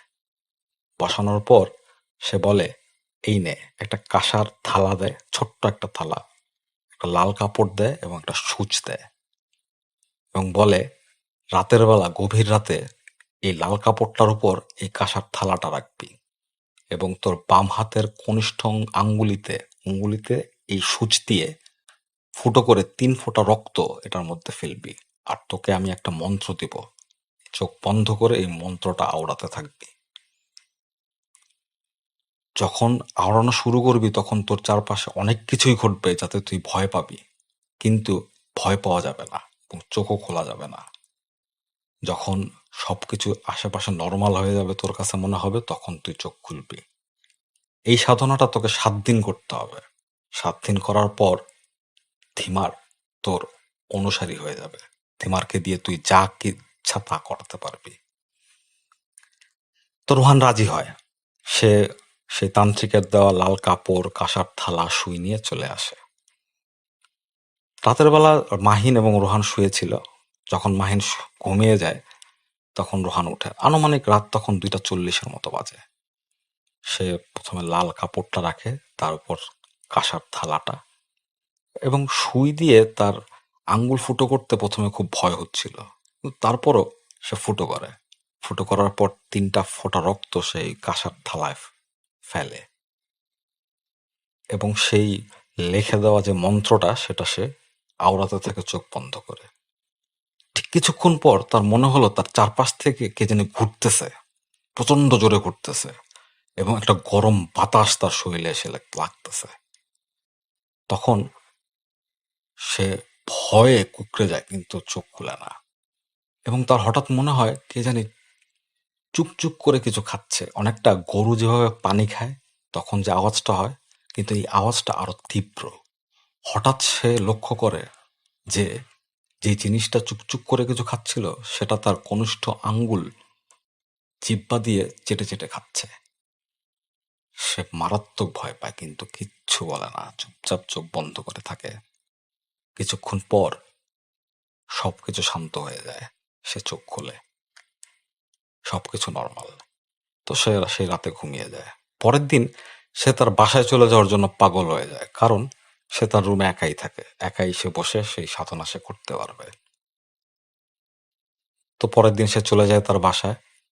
বাসায় চলে যাওয়ার পর সন্ধেবেলা সে বাইরে থেকে আসে। আসার পর রুমে ঢোকার পরেই তার কেমন জানি একটি মানে শরীরের মধ্যে একটি ভয় কাজ করতেছিল, এবং সে একটা আওয়াজ শুনতে পায় তার বারান্দা থেকে। কে জানি যদি কেউ হাড় কড়মড়িয়ে চাবিয়ে খায় যে আওয়াজটা হয়, ঠিক ওই রকমের আওয়াজ। তো সে প্রথমে ভয় পায়, পরে সে হঠাৎ দরজায় নক শুনতে পায়, মনে করে তার মা এসেছে। সে দরজা যখন খুলতে যায়, খুলে দেখে কেউ নাই, তখন সে ভয় পায়। তারপরও সে কিচ্ছু বলে না, কিচ্ছু করে না। সময়ের নিয়মে রাত আসে, সে রাতের বেলায় আবার সেই নিয়মগুলা ফলো করে, এবং ঠিক আগের মতো ঘটনাগুলাই ঘটে। এবার তৃতীয় দিনের দিন সে খুবই দুর্বল হয়ে যায়, খুবই দুর্বল, কিন্তু তারপরেও সে ওই রিচুয়ালটা পারফর্ম করে। চতুর্থ দিন তার মা সকালবেলা দেখতেছে রোহান ঘুম থেকে উঠতেছে না। অনেকক্ষণ দরজা ধাক্কাধাক্কি করার পর দারোয়ানকে নিয়ে আসে। দারোয়ানকে নিয়ে আসার পর দেখা যায় দরজা ভেঙে ভিতরে ঢুকে দেখে রোহান অজ্ঞান হয়ে পড়ে আছে। পরে তাকে নিয়ে মানিকগঞ্জ সদর হাসপাতালে নিয়ে যাওয়া হয়। সেখানে ডাক্তার বলে তার রক্তে লোহিত রক্তকণিকার পরিমাণ খুবই খুবই আশঙ্কাজনকভাবে কমে গেছে। তো তার প্রায় 1 থেকে 1.5 ব্যাগ রক্ত লাগে। তাকে বাসায় নিয়ে আসা হয়। তারপর রাতের বেলা তার মা তার সাথে ঘুমাতে চায়, কিন্তু সে রাজি হয় না। কিন্তু তার মাও নাছোড়বান্দা, সে রোহানকে ছেড়ে যাবে না। রাতের বেলা সে তার মায়ের সাথেই ঘুমায়। তার কারণে সে সেই রিচুয়ালটা আর পারফর্ম করতে পারে না ওই দিন। পরের দিন সকালবেলা রোহানের রক্ত বমি শুরু হয়। তখন তাকে নিয়ে আবার যখন হাসপাতালে যেতে চায় সবাই, তখন সে বলে, না আমি যাব না, আমার ভালো লাগতেছে। তারপরও তাকে নিয়ে জোরাজোরি করা হয়। এক পর্যায়ে রোহান দুর্বল হয়ে যায় এবং সে তার মাকে সব কথা খুলে বলে। তার বাবা তখন বাসায় ছিল না। তার মা তাদের খুব পুরানো একটি দারোয়ান ছিল তাদের, সেই দারোয়ানকে ডেকে আনে এবং এই ঘটনাটা বলে যে এই অবস্থা রোহানের হচ্ছে। তখন সেই দারোয়ান বলে, আমাদের এলাকার ইমাম সাহেবকে আমি নিয়ে আসি, ইমাম সাহেব হয়তো কিছু করতে পারবে। তো সেই মাগরিবের নামাজের পর ইমাম সাহেবকে নিয়ে আসা হয়। ইমাম সাহেব ঘরে ঢুকেই রোহানের ঘরে যখন ঢুকতে যাবে, তখন সে বলে, না আমি ঘরে ঢুকবো না, ওকে বাইরে নিয়ে আসেন। তো তাকে বাইরে নিয়ে আসা হয়। বাইরে নিয়ে আসার পর তার মার কাছ থেকে আগে ইমাম সাহেব সবকিছু শুনে পরে বলে যে সেই লাল কাপড়, কাঁসার থালা এবং সুই 3টা নিয়ে আসা হোক তার সামনে। তো তার সামনে যখন নিয়ে আয়না রাখা হয়, তখন সে বিড়বিড় করে একটি দোয়া পড়ে এবং কিছুক্ষণ পর বলে, আপনার ছেলেকে তো ভোগ দেওয়া হয়েছে। তখন তার মা আঁতকে ওঠে, ভোগ মানে? তখন ইমাম সাহেব বলে, কোন এক অশরীরীর ভোগে পরিণত হয়েছে আপনার ছেলে। এটা সারানো আমার পক্ষে সম্ভব না, কিন্তু আমার এক ওস্তাদ আছে, সে সারাতে পারবে। আমি ওস্তাদের নাম্বার আপনাদের দিচ্ছি, আপনারা তার সাথে ফোনে কন্ট্যাক্ট করুন। তখন তার মা বলে, ফোনে কন্ট্যাক্ট করা লাগবে না, আপনি আমাদের তার কাছে নিয়ে যান। তো পরদিন সকালবেলা ইমাম সাহেব তাদের নিয়ে তার ওস্তাদের কাছে যান এবং ওস্তাদকে উনি আগেই বলে রাখছেন যে এই ঘটনা ঘটছে রোহানের সাথে। তো ওস্তাদ আগে থেকেই রেডি ছিলেন। তাদের একটা রুমে বসানো হয় এবং রোহানের পাশে আরেকটি ছেলেকে বসানো হয়, যে ছেলেটা মিডিয়াম হিসাবে কাজ করে। রোহানকে বসানো হয়, রোহানের মাকে বসানো হয় এবং রোহানের চাচা এসেছিলেন তার সাথে। তারা যখন বসছেন, কিছুক্ষণ পর ওস্তাদ বিভিন্ন রিচুয়াল পারফর্ম করার পর সেই ছেলেটার উপরে সেই বিধর্মী জিন, যার নাম হচ্ছে ধিমার, তাকে নিয়ে আসে। সে ধিমার আসার পর খুবই রেগে যায়। সে চিৎকার করতে থাকে এবং বলতে থাকে, আমাকে তোরা কোন সাহসে রেখেছিস, তোদের এত সাহস। তখন ধিমারকে সেই ওস্তাদ বলেন যে, কেন এই ছোট ছেলেটাকে কষ্ট দিচ্ছ? তখন বলে, না, ও তো আমার ভোগ, ও স্বেচ্ছায় আমার ভোগ হয়েছে, আমি ওকে ছাড়বো না। তখন ওস্তাদ বলে যে, ও না বুঝে করছে, তুমি ওকে ছেড়ে দাও। বলে, না। এই কথা বলে সে ওস্তাদকে বিভিন্ন ভাষায় গালাগালি শুরু করে, তুচ্ছ-তাচ্ছিল্য শুরু করে। তখন ওস্তাদ তাকে বলে যে, তুমি তাকে ছেড়ে যাবা কি না? তখন সে ধিমার বলে, অসম্ভব, তোর বাবার সাধ্য নাই আমাকে এই ছেলেটার কাছ থেকে সরায়। এই কথা বলার সাথে সাথেই ওস্তাদ সেই কাঁসার থালার ভেতর কেরোসিন ঢেলে সেই লাল কাপড়টা এবং সুইটা আগুনে পুড়িয়ে দেয়। সাথে সাথে ধিমার চিৎকার করে ওঠে বলে যে, আমার রক্ত লাগবে, তোরা যদি আমাকে রক্ত দিতে পারিস তাহলে আমি এই ছেলেটাকে ছেড়ে দেব। তখন ওস্তাদ বলে, তুই কি চাস? বলে, আমাকে 3টা কালো খাসি দিতে হবে, তা না হলে আমি এই ছেলেটাকে ছাড়বো না। তখন ওস্তাদ বলেন, আচ্ছা ঠিক আছে, তোর কথা অনুযায়ী 3টা খাসি দেওয়া হবে তোকে, তারপরও তুই এই ছেলেটাকে ছেড়ে দিস, ছেড়ে চলে যা। তখন ধিমার বলে, আচ্ছা, আগে দিয়ে নে, তারপর দেখব। তখন ওস্তাদ বলে, না, তোদের কথায় কোনো বিশ্বাস নেই, তোরা অবিশ্বাসী, তোরা ধোঁকাবাজ, সত্যি করে বল, তুই ছেড়ে যাবি কিনা? তখন ধিমার বলে, হ্যাঁ যাব, আমাকে 3টা খাসি দিলেই আমি চলে যাব। তো কিছুক্ষণ পর সেই ধিমার চলে যায় এবং সেই যে মিডিয়াম ছেলেটা থাকে সে অজ্ঞান হয়ে পড়ে যায়। পরে তার মাথায় পানি দিয়ে তাকে জ্ঞান ফেরানো হয় এবং রোহানের মা এবং ইমাম সাহেবকে ওস্তাদ পাঠিয়ে দেন এবং ওস্তাদ ইমাম সাহেবকে বাকি আর যা রিচুয়াল আছে ওগুলা শিখিয়ে দেন। পরের দিন মাগরিবের পর রোহানকে তাদের বাড়ির সামনের দরজার সামনে নিয়ে এসে দুধ দিয়ে গোসল করানো হয়। গোসল করিয়ে পাক পবিত্র করে তাকে ঘরে ঢোকানো হয় এবং সেই বাড়ির দরজার কাছে 3টা খাসি রেখে দেওয়া হয় এবং বলে, কেউই ঘরের বাইরে বের হবেন না আজকে রাতে। তো সে রাতটা কোনো মতো পার হওয়ার পর পরের দিন সকালবেলা রোহানের মা লক্ষ্য করে রোহান আস্তে আস্তে যেন সুস্থ হয়ে উঠতেছে। এই এত সব কাহিনী কিন্তু রোহানের বড় বোন জানতো না, রোহানের মাও তার বড় বোনকে বলে নাই। তো পরদিন সকালবেলা, ওই ঘটনার পরদিন সকালে তিনি তার বড় মেয়েকে ফোন দেন, ফোন দিয়ে সব ঘটনা বলেন। বলার পর তার বোন খুব অবাক হয়ে যায়, বলে, সেই তান্ত্রিক তো আজকে সকালে মারা গেছে, তাকে তাদের বাসার ছাদে পাওয়া যায় মৃত। যখন বাড়িওয়ালা ডাক্তার ডেকে আনে তখন ডাক্তার বলে তার মৃত্যু হয়েছে রক্তশূন্যতায়, তার সারা মুখ সাদা হয়ে গেছিল, তার শরীর সাদা হয়ে গিয়েছিল। তারপর ধীরে ধীরে আস্তে আস্তে রোহান সুস্থ হয়ে ওঠে। এটাই ছিল মানিকগঞ্জ থেকে পাঠানো উন্মার কাহিনী। আশা করি আপনাদের সবার